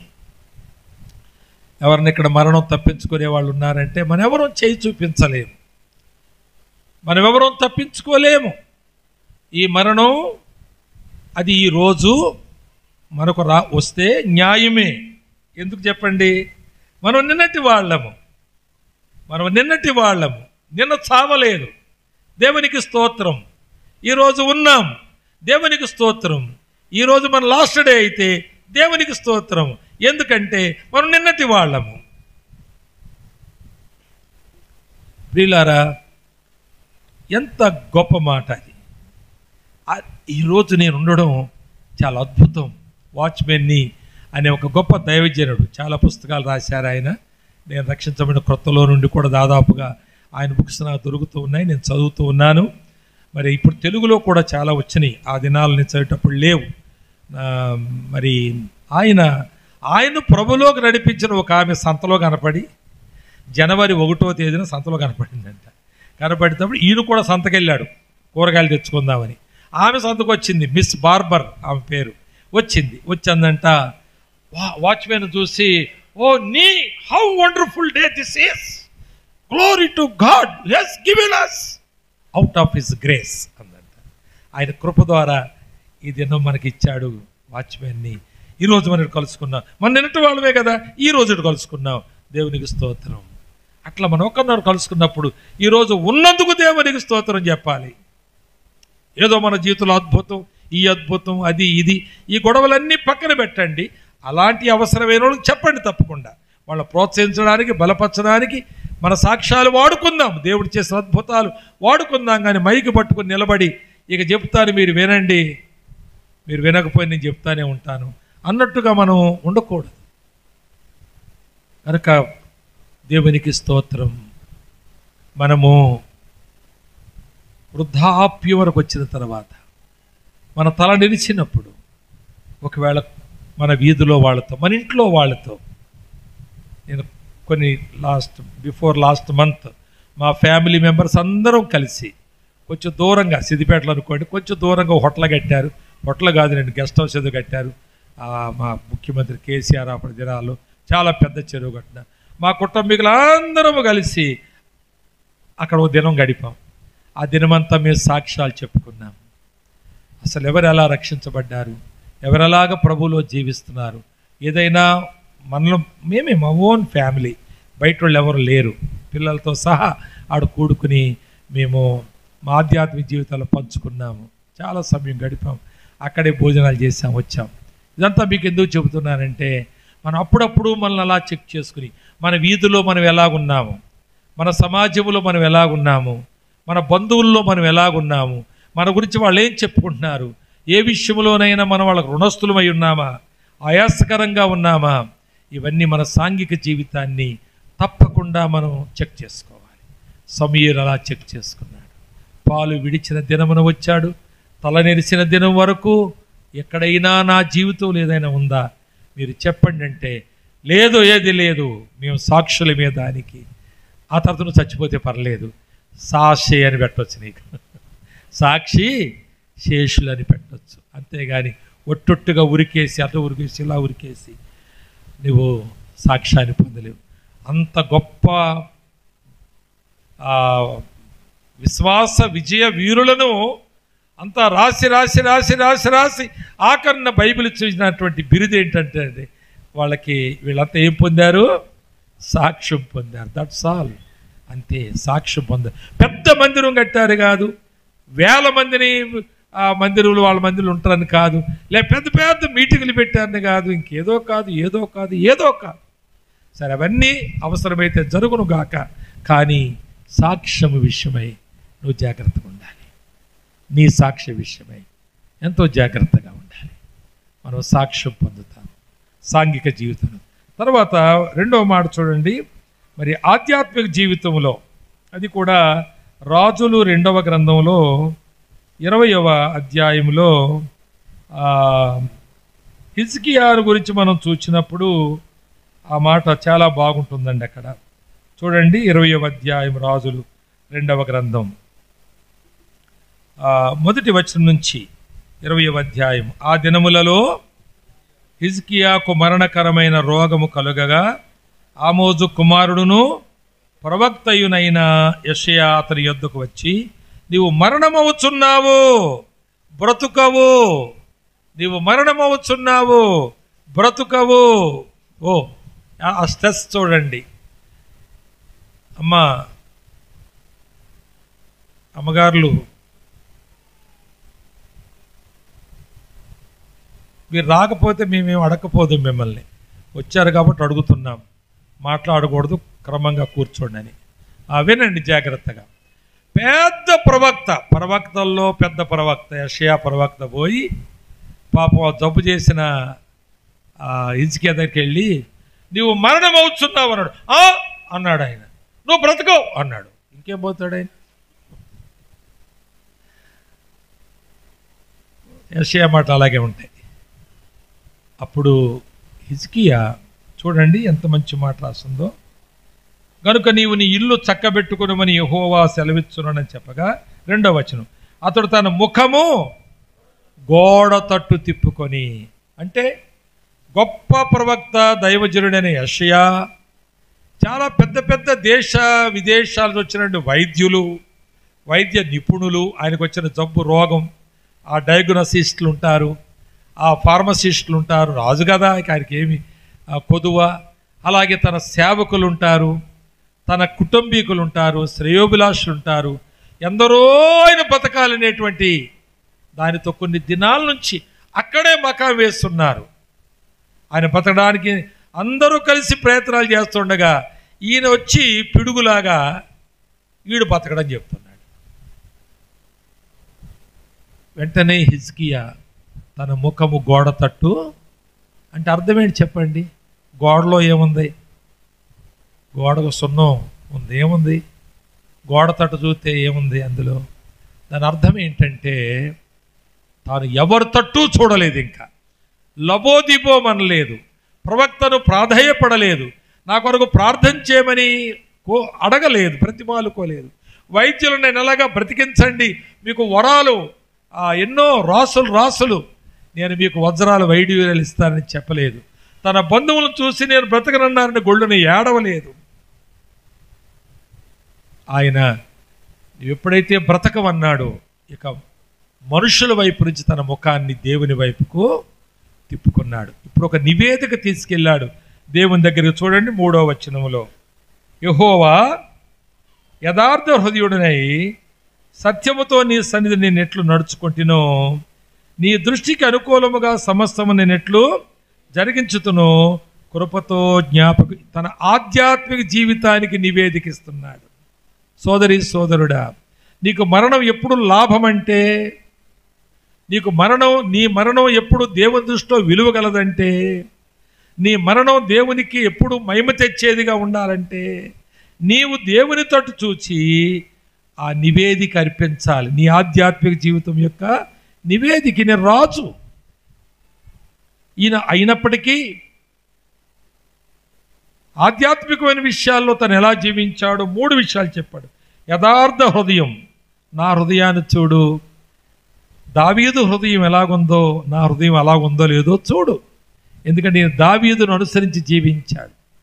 ఈయనకంటే 300 సంవత్సరాల ముందు పరిపాలించిన ఆ రాజు దావీదు, ఆయన్ని చూసి ఆయన ప్రకారం బ్రతికాడు. ఎందుకంటే ఆయన్ను దేవుడు నా ఇష్టానుసారుడైన మనుషులను గనక నేను ఆయనకి ఇష్టానుసారమైన మనుషుణ్ణి మాదిరిగా పెట్టుకుని బతుకుతాను అనుకున్నాడు ఆయన. కాబట్టి నా హృదయం యథార్థంగా ఉంది, నేను నీ సన్నిధిలో సత్యమును అనుసరించి నడుచుకున్నాను. 3వ మాట, నేను ఏది చేసినా నీ దృష్టికి అనుకూలమైనదే చేశాను. అది తన ఆధ్యాత్మిక జీవితం యొక్క నివేదిక. నీవు మరణించేటప్పుడు మనుషులు నువ్వేం చెప్పక్కర్లేదు. అక్కడ అధ్యాయాన్ని అది తీసుకో, వీళ్ళకి ఇది ఇవ్వాలి, వాళ్ళకి ఇచ్చేసేయి, ఇవేం అప్పగించక్కర్లేదు. నువ్వు వాళ్ళకి తెలిస్తే వాళ్ళు చూసుకుంటారు, చెప్తే చెప్పు. కానీ దేవునికి ఏమి నివేదికిస్తావు? మనుషులకి ఏదో ఉన్నట్టు గురించి చెప్పావు, కానీ దేవునికి ఏమి నివేదికిస్తావు? నీ హృదయం గురించి ఏమి నివేదికిస్తావు? నీ నడవడికల గురించి ఏమి నివేదికిస్తావు? నువ్వు ప్రభు కొరకు చేసిన పనుల కొరకు ఏం చెబుతావు?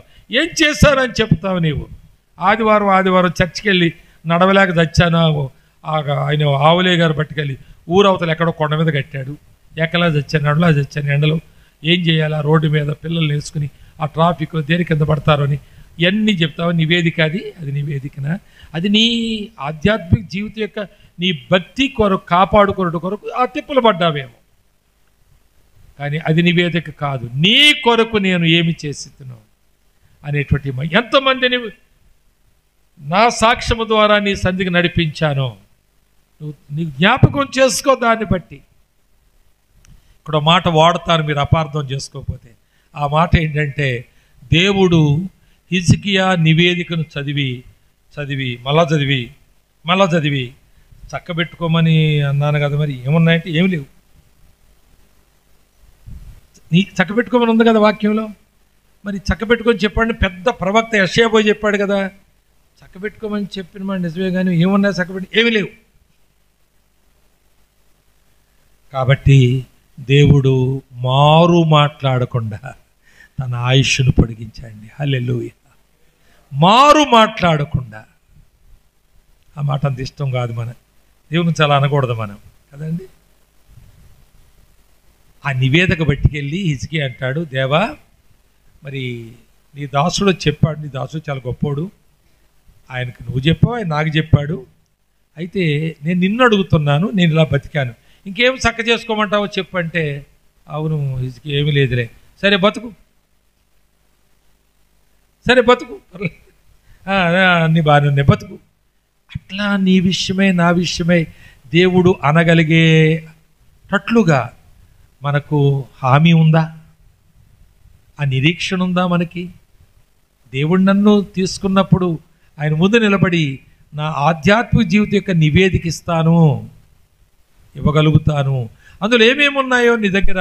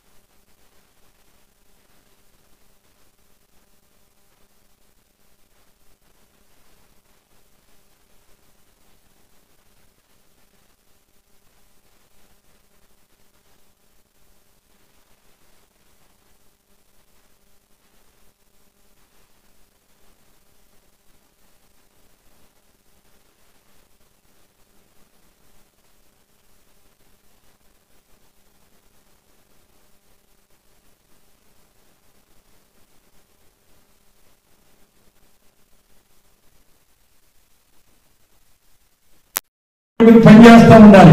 నివేదిక ఆల్రెడీ మన జేబులో రాసి పెట్టుకుని ఉండాలి. ఈ రోజు అయిపోయిందని కూడా మన పని ఆ నివేదిక పెట్టుకోవాలి. ఇదిగో ప్రభువా నేను రెడీగా చేసి పెట్టుకున్నాను ఈ నివేదిక. ఆ విధంగా మనం జీవించాలి. మన ఆవులయ్య గారి గురించి బాధపడితే ఏమవుతుంది మనకి?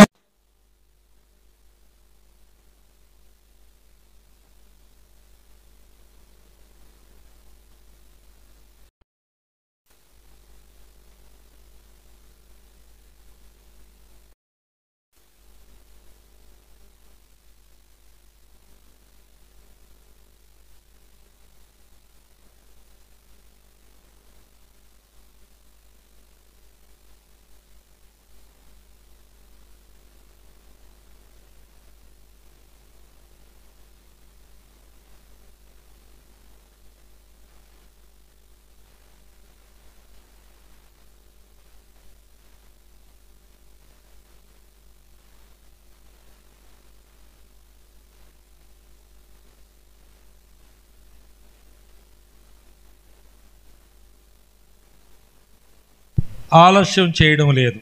నేను ముగింపు ఆలస్యం చేయడం లేదు. ప్రారంభమే ఆలస్యం చేశారు. అవునా కదా? ఎందుకు ప్రారంభం ఆలస్యం చేశారు? మీరు రావడం ఆలస్యం చేశారు కనుక. అవునా? కాబట్టి నేను ఇంకా చెబుతున్నాను, సాగదీస్తున్నాను అనుకోవద్దు. ఈ మాట చూడండి. తిమోతికి రాసిన 2వ పత్రికలో పౌలు తన సేవా జీవితం యొక్క నివేదిక ఇచ్చాడు. ఎప్పుడు? నేనిప్పుడే 4వ అధ్యాయం 6వ వచనం, నేనిప్పుడే పానార్పణముగా పోయబడుచున్నాను, నేను వెడలిపోవు కాలము సమీపమైంది కనుక నా నివేదిక ఇస్తున్నాను. సేవకులారా, ఇప్పుడు సేవకులు అనుకోండి, మీరు మనమందరం సేవకులు అనుకుందాం. ఇప్పుడు మనము నివేదిక ఇవ్వాలి.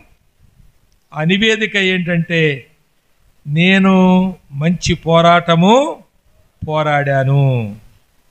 దేని కొరకు మంచి పోరాటం పోరాడాడు అనే మాట మనం చూస్తే మొదటి పత్రికలో చూడండి. మొదటి పత్రికలో పౌలు తిమోతితో చెప్తాడు ఈ మాట. 12వ వచనం, విశ్వాస సంబంధమైన మంచి పోరాటము. 6వ అధ్యాయం, తిమోతి మొదటి పత్రిక 6వ అధ్యాయం 12వ వచనం, విశ్వాస సంబంధమైన మంచి పోరాటము పోరాడుము అన్నాడు. ఏ సందర్భంలో చెప్పాడు ఆ మాట అంటే, చాలామంది దైవభక్తి వారికి లాభసాధనమై ఉన్నదని సంకలు కొట్టుకుంటూ సేవ చేస్తున్నారు. అబ్బా, సేవకు వచ్చాక ఎంత అభివృద్ధి అండి, సేవకు వచ్చిన తర్వాత ఎంత మంచి ఇల్లు అండి, సేవకు వచ్చాక ఎంత మంచి వాహనం అండి, సేవకే రాకపోతే అసలు 2 వీలర్ అన్న నాకు ఉండేదో కాదు, దేవుని ఆశీర్వాదం అండి అంటున్నారే. అలాంటి వాళ్ళు నువ్వు చేరకు. నీవు దైవభక్తి లాభసాధనమైన వారితో చేరకు. 6వ వచనం చూడండి, సంతుష్టి సహితమైన దైవభక్తి గొప్ప లాభసాధనమై ఉన్నది. 5వ వచనం, చెడిపోయిన మనస్సు కలిగి సత్యహీనులై దైవభక్తి లాభసాధనమనుకొను మనుష్యుల వ్యర్థ వివాదములు కలుచు. నీవలా చేయకు. సంతుష్టి సహితమైన దైవభక్తి అంటే ఏది ఉందో దానితో తృప్తి చెందేది, ఏది ఉందో అది చాలు అనుకునేది. దేవుని సేవ చేయడానికి ఏదో ఇంకొకటి ఉంటే బాగుండును అని అనుకోని భక్తి. దాన్ని విశ్వాసులకు డైరెక్ట్గాను ఇండైరెక్ట్గా చెబుతారు. మా దగ్గర చర్చి పెద్దది కట్టాకండి, ముందు సౌండ్ బాక్స్ యాంప్లిఫైర్ ఉండేది, కానీ ఇప్పుడు పెద్దది కట్టాక చివరికి వినపడతాలేదు అంటున్నారండి. చాలా పెద్ద దేవుడు ఇచ్చాడు చర్చి అంటే ఆయన సౌండ్ బాక్స్ ఇవ్వాలన్నమాట. ఇప్పుడు ఇలాంటి గొప్ప యుక్తి కుయుక్తులతో అభివృద్ధి చెందడం గొప్ప లాభం. ఎందుకు? దేవుని కొరకే అడుగుతున్నాం మేము. దేవుడు అన్నాడు, నా కొరకే అడగండిరా బాబు, మీ కొరకు అడుక్కుని చేస్తే బెగ్గర్స్గా బతకండి పోయి, కానీ నా గురించి అడగండిరా బాబు, మొదట నా నీతిని నా రాజ్యం వెతకండిరా సేవకులారా, మీకేం కావాలి నేను ఇస్తాను రా, ఆగండ్రా ఇచ్చే వరకు ఆయన అంటుంటే, ఆ యుక్తితో ఈ కుయుక్తితో వాళ్ళకి వీళ్ళకి మన అవస్థలు చెప్పి వాళ్ళ దగ్గర లాగేద్దామని చూసి ఆ టీవీల్లో అంటారు, 10,000 రూపాయలు ఒక ఎపిసోడ్కి అవుతుంది. నేను అంత కట్టలేని వాడిని, కనుక మీరెవరైనా సహాయం చేస్తే నెక్స్ట్ ఎపిసోడ్ ఉంటుంది, వాక్యం ఉంటుంది, లేకపోతే వాక్యం ఉండదు, మీరు ప్రార్థన చేసి సహాయం ఇవ్వండి అంటాడు టీవీలో. ఎంతమంది వింటారా మాట? ఒక్కళ్ళు వింటారా? 100 వింటారా? 1000 వింటారా? ఎందరో వింటారు ఆ మాట. అందులో 10 మంది పురికొల్పబడి 10,000 చొప్పున పంపిస్తే ప్రతి వాళ్ళని కూడా నేను 10,000 పంపించాను, నెక్స్ట్ అన్న ప్రకాష్ అన్న వాక్యం చెప్తాడులే అని అనుకోవచ్చు. నాకు ఆ టీవీలతో సంబంధం లేదు కానీ చెబుతున్నాను, అనుకోవచ్చు. కానీ నాకు ఎంత వచ్చింది? ప్రతివాడు అనుకుంటాడు నా 10,000తోనే అన్న వచ్చి అనుకుంటాడు. ఆ 10 మంది కూడా నాకెంత వచ్చింది, వాళ్ళకెంత వచ్చింది, వాళ్ళకి వచ్చింది దానికంటే నాకు ఎక్కువ వచ్చింది. ఇలాంటి వేషాలతో మనము మోసపోతున్నాం, మోసపుచ్చుతూ ఉన్నాం. దైవభక్తిలో గొప్ప లాభ సాధకం అనుకుంటున్నారు, కానీ సంతుష్టి సహితమైన అది లేని దైవభక్తి అది సైతాను భక్తి. కనుక దేవుని సేవకుడైన పౌలు అంటాడు తిమోతితో, నీవు ఇలాంటి వాటికి నీ హృదయంలో తావివ్వకుండా నువ్వు వీటిని విడిచిపెట్టాలంటే, విసర్జించాలంటే, వీటిని సంపాదించుకోవాలంటే నువ్వు పోరాడాలి. అలాంటి పోరాటం చూడండి. ఆ సేవలో రిపోర్టు, మంచి పోరాటము పోరాడి తిని, ఎన్నిటితో ఆయన పోరాడిన వాడే. నా పరుగు కడముట్టించి తిని అంటే ప్రభువు నాకు అప్పగించిన పనిని. దీన్ని ఫిలిప్పీలు అంటాడు 3వ అధ్యాయంలో 12వ వచనంలో, నేను దేని నిమిత్తము క్రీస్తు యేసు చేత పట్టబడితినో దాన్ని పట్టుకొనుటకు పరిగెట్టుచున్నానంటాడు. ఫిలిప్పీ 3:12లో ఆ మాట అంటాడు, దాన్ని పట్టుకొనుటకు పరిగెట్టుచున్నాను. ఇక్కడేమంటున్నాడు? నా పరుగు కడముట్టించాను అన్నాడు. అంటే తన సేవా రిపోర్ట్లో తానంటాడు, నేను లోకమును స్నేహించి తెస్సలోనికకు వెళ్ళిపోయాడు. అక్కడ నాకు పోరాటం వచ్చింది. ఎందుకంటే తెస్సలోనిక సంఘం ధనికుల సంఘం, ప్రేమగల వారి సంఘం, వాక్యాన్ని నమ్ముతారు, ఎంత అంటే అంత ఇచ్చేస్తారు, సమర్పణ గల సంఘం, మంచి వస్త్రాలు, మంచి పడక, మంచి ప్రేమ, మంచి భోజనాలు, మంచి గిఫ్ట్లు ఇచ్చేస్తారు. దేమా వెళ్ళిపోయాడు. దేమాకు 1000 ఇచ్చేవాళ్ళు నాకు 1,00,000 ఇస్తారు. కానీ ఒక పోరాటం పోరాడి వెళ్లకుండా ఉండగలిగారంటాడు ఆయన. దేమా లోకమును స్నేహించాడు. అక్కడ ఒక పోరాటం పౌలుకి. ఆయన మళ్ళా వెళ్ళలేదు. తెలుసు కదా, తెస్సలోనికకు ఒకసారే వెళ్ళాడు. బహుశా ఎక్కువ 16 దినాలు ఉన్నట్టున్నాడు ఆయన. ఆ తర్వాత ఎప్పుడు తెస్సలోనికకు ఆయన అడుగే పెట్టలేదు. కానీ దేమ అక్కడ సెటిల్ అయిపోయాడు, వెళ్ళిపోయి. ఎక్కడ బహుమానాలు ఎక్కువ దొరుకుతాయి, ఎక్కడ పోరాటం పరుగు. తర్వాత విశ్వాసమును కాపాడుకున్నాను. ఇది తన యొక్క వ్యక్తిగతమైన ఆధ్యాత్మిక జీవితం. ఆయన సేవలో మొట్టమొదటిగా తన పోరాటము చేశాడు. రెండవది పరుగును కడముట్టించుకున్నాడు. మూడవది తన విశ్వాసాన్ని అంటే విశ్వాసం కాపాడుకోవడం అర్థం ఏంటి అంటే, తన తీర్మానములలో కదలని వాడుగా ఉన్నాడు, స్థిరముగా ఉన్నాడు. తాను విశ్వాసముతో ఏ తీర్మానములు చేశాడో ఆ తీర్మానంలో స్థిరముగా ఉన్నాడు, మార్పు లేకుండా ఉన్నాడు. ప్రియులారా, నేను ఒక తీర్మానం చేశాను సేవకు కొత్తలో అమాయకంగా, అపరాలా బతుకుతానని. రేషన్ కార్డు కూడా నాకు వద్దనుకున్నాను. వద్దు, ఎవడో ఇచ్చే ఆ ప్రభుత్వం ఇచ్చే భిక్ష కూడా నాకు వద్దనుకున్నాను. అలాంటి తీర్మానాలు కొన్ని చేశాను. ఆ తీర్మానాల్లో నేను అప్పు చేయను, ఎవరిని అడగను, డబ్బులు దాచిపెట్టను, ఆదా చేయను, అప్పు చేయను, అడగను, ఆదా చేయను డబ్బులు. ఈ 3 నేను చేయను అనుకున్నాను. మరి ఎంత పోరాటం అది! ఎన్ని అవసరతలు వస్తాయి, ఎన్నిసార్లు ఏం చేయాలి ఇప్పుడు అనే ఆందోళన కలుగుతుంది. కానీ ఒకవేళ నా మరణము సమయంలో నా విశ్వాసమును కాపాడుకున్నాను. ఎప్పుడు అప్పు చేయలేదు, ఎవరి దగ్గర నేను చేయి చాపలేదు, ఎవరి దగ్గర తీసుకోలేదు. నేను ఏ సంస్థ స్థాపించను, ఏ సంస్థలో ఉండను అనుకున్నాను అలాగే ఉండుటకు ప్రభువు కృప చూపుతూ ఉన్నాడు. అంతేకాదు పడతారు, మీరందరూ పడతారు. భోజనం చేసిన కూడా తీస్తాడు, అందరినీ లైన్గా తీస్తాడు. ఇటు వాక్యం వినండి. అయ్యగారు మీరు కూడా పడతారు సార్, మీకు కూడా హామీ ఇస్తున్నాను కదా నేను. నన్ను చూడండి, నన్ను చూస్తే ఏం దొరుకుద్ది. కాబట్టి అలా మరి అలాగూ అప్పు చేయలేదు, అడగలేదు, డబ్బులు ఏమైనా వస్తే దాయలేదు, ఆదా చేయలేదు. మరి ఏం చేశాను నేనంటే అప్పులు చేసినామనంత పని చేశాను నేను.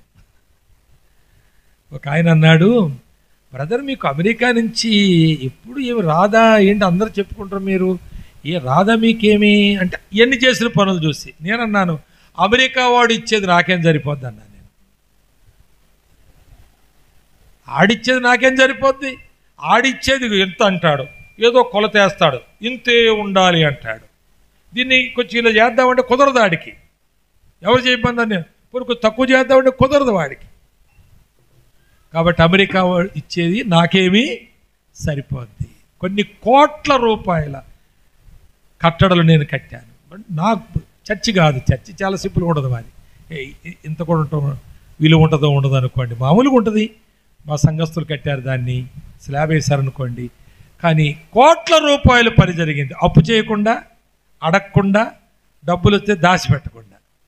నాకు బ్యాంక్ ఉంది, అది ఎక్కడుందో నాకు తెలియదు. ఎవరు నమ్ముతారు, మీరు నమ్ముతారా? నా బ్యాంక్ ఎక్కడుందో నాకు తెలియదు, కానీ ఉంది బ్యాంకు. బ్యాంకులో అకౌంట్ ఉంది నాకు. మీకు కూడా చెప్తాను, డబ్బులేని వేస్తానంటే అకౌంట్ నెంబర్ ఇస్తాను. ఇంతవరకు బ్యాంకు మెట్టు ఎక్కలేదండి నేను. ఆ బ్యాంకు మెట్టెక్క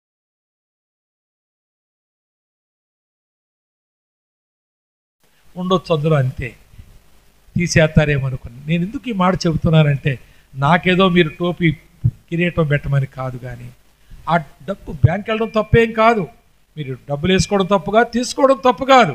కానీ ఒక నిష్ఠ తీర్మానం చేశాను నేను, విశ్వాసమును ఈరోజు వరకు కాపాడుకున్నానని సంతోషంగా చెప్పగలదు. కనుక సేవా జీవితపు రిపోర్ట్ ఇవ్వాలి. తర్వాత సాంఘిక జీవిత రిపోర్ట్ సమూయేలు ఇచ్చాడు. ఆధ్యాత్మిక, తన వ్యక్తిగత ఆధ్యాత్మిక జీవిత రిపోర్టు హిజ్కియా ఇచ్చాడు. సేవా రిపోర్టు ఎవరిచ్చారు?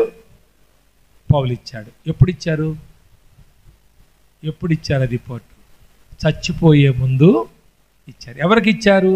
దేవునికి ఇచ్చారు ఆ రిపోర్ట్. అందుకే దేవుడు సంతోషంగా తన వాక్యంలోకి ఆ రిపోర్ట్ తెచ్చిపెట్టాడు మన గురించి. ఈ సమయంలో మనం మరణం అవుతాము, మనము సాక్షి శేషులం అవుదాం. వట్టొట్టి మాటలు కాదు, మన సాక్ష్యం సత్యం రోజు చెప్పుకోవడానికే కాదు, తరతరాలకు ఆ సాక్ష్యం నిలిచి ఉండే సాక్ష్యముగా, మాదిరిగా ఉండే సాక్ష్యం కలిగి మనం జీవిద్దాం. ఆవులయ్య గారు అలాంటి సాక్షుల్లో ఒకడుగా ఆయన ఉన్నాడు. సాక్షి శేషులు అని ఆయనకి పెట్టడం న్యాయమే. సాక్షి శేషులు ఆవులయ్య గారు.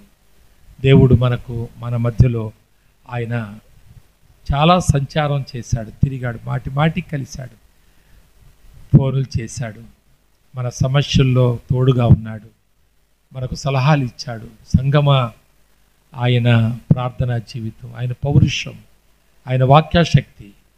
వాళ్ళ పెద్ద కుమారులు చెప్తున్నారు, ఆయన బైబిల్ చూస్తే చాలా వింత అనిపిస్తుంది మాకు. అందులో ఆయన రాసుకున్న మాటలు చాలా వింత అనిపిస్తుంది. ఆయన బైబిల్ చూస్తే, నీ బైబిల్ చూస్తే నీ ఇంటి వారికి, నీ తర్వాత తరం వారికి ఏమైనా వింత అనిపించే సత్యాలు నువ్వు సేకరించుకుని రాసి పెట్టుకున్నావా? ఇవన్నీ మనకు మాదిరి విడిచిపెట్టి వెళ్ళాడు. అలాంటి మాదిరి గల జీవితాన్ని సేవకులు, విశ్వాసులు కూడా మనమందరము జీవించుటకు దేవుడు తన కృప మన ఎడల విస్తరింపచేయనుగాక. ప్రార్థన చేసుకుందాం. ఎవరైనా ఒకరు వచ్చి ప్రార్థన చేస్తారా? ప్రార్థించే వారు ఎవరైనా స్పాంటేనియస్ మీ పేరు చెప్తే పర్యటకు వస్తారులేండి. నేను ప్రార్థన చేస్తానండి, నా ప్రార్థన దేవుడు వింటాడన్న వాళ్ళు చేయండి. ఎవరన్నా ఒకరు ప్రార్థన రండి. Please come.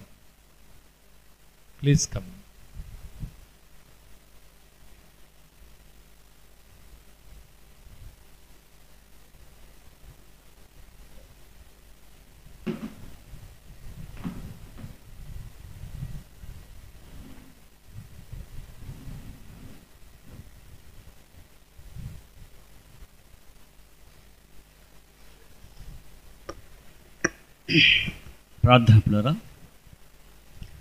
ఆకాశ మహాకాశం పట్టజాలిన దేవా, మీ పాదములకు స్తోత్రములు తండ్రి.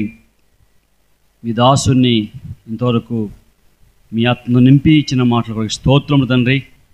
సాంఘిక సాక్ష్యము, ఆధ్యాత్మిక సాక్ష్యము దేవా, జీవిత సాక్ష్యంలో, సేవా సాక్ష్యంలో తండ్రి మీరు తోడుగా స్థిస్తున్నాం. మేము కూడా అలాగే మా జీవిత సాక్ష్యం ప్రభువా కాపాడుకోవడానికి సహాయం చేయండి. నా స్నేహితుడు ఆవులన్న విషయంలో మీ దాసు చెప్పిన సాక్ష్యం ఎంతో అది సత్యం ప్రభువా. చిన్నప్పటి నుంచి ఎరిగాను, ఆయనతో కలిసి పెరిగాను, ఆయనతో కలిసి సేవ చేశాను. ఇది సత్యం. అయినా పరలోక రాజ్యంలో మీ ప్రక్కన కూర్చుని పెట్టుకున్నావు ప్రభా. స్తోత్రములు. విడబడిన కుటుంబాన్ని దీవించి ఆశీర్వించి బలపరచండి. అశోకును, రాజును, అక్కను, పిల్లలను ధైర్యపరచండి ప్రభువా. మీ దాసులను ఇక్కడ తీసుకొచ్చావు, ఎందరో వచ్చారు తండ్రి. వారి ప్రేమ బట్టి స్తోత్రములు. వీరందరూ మరి ఆలన కుటుంబం కోసం ప్రార్థన చేస్తారు, అందులో మీ స్తోత్రములు. పెద్దలు చిత్ర ప్రకాశన్ గారిని తండ్రి నడిపించావు, తన స్తోత్రములు. చిన్నవారిని కూడా ఇంతగా ప్రేమిస్తారని మేము అనుకోలేదు తండ్రి. ఎవరు ఎన్నిక లేని వారిని ప్రభువా గొప్పవారు ప్రేమించరు, కానీ అయినా ఈ దాసుడు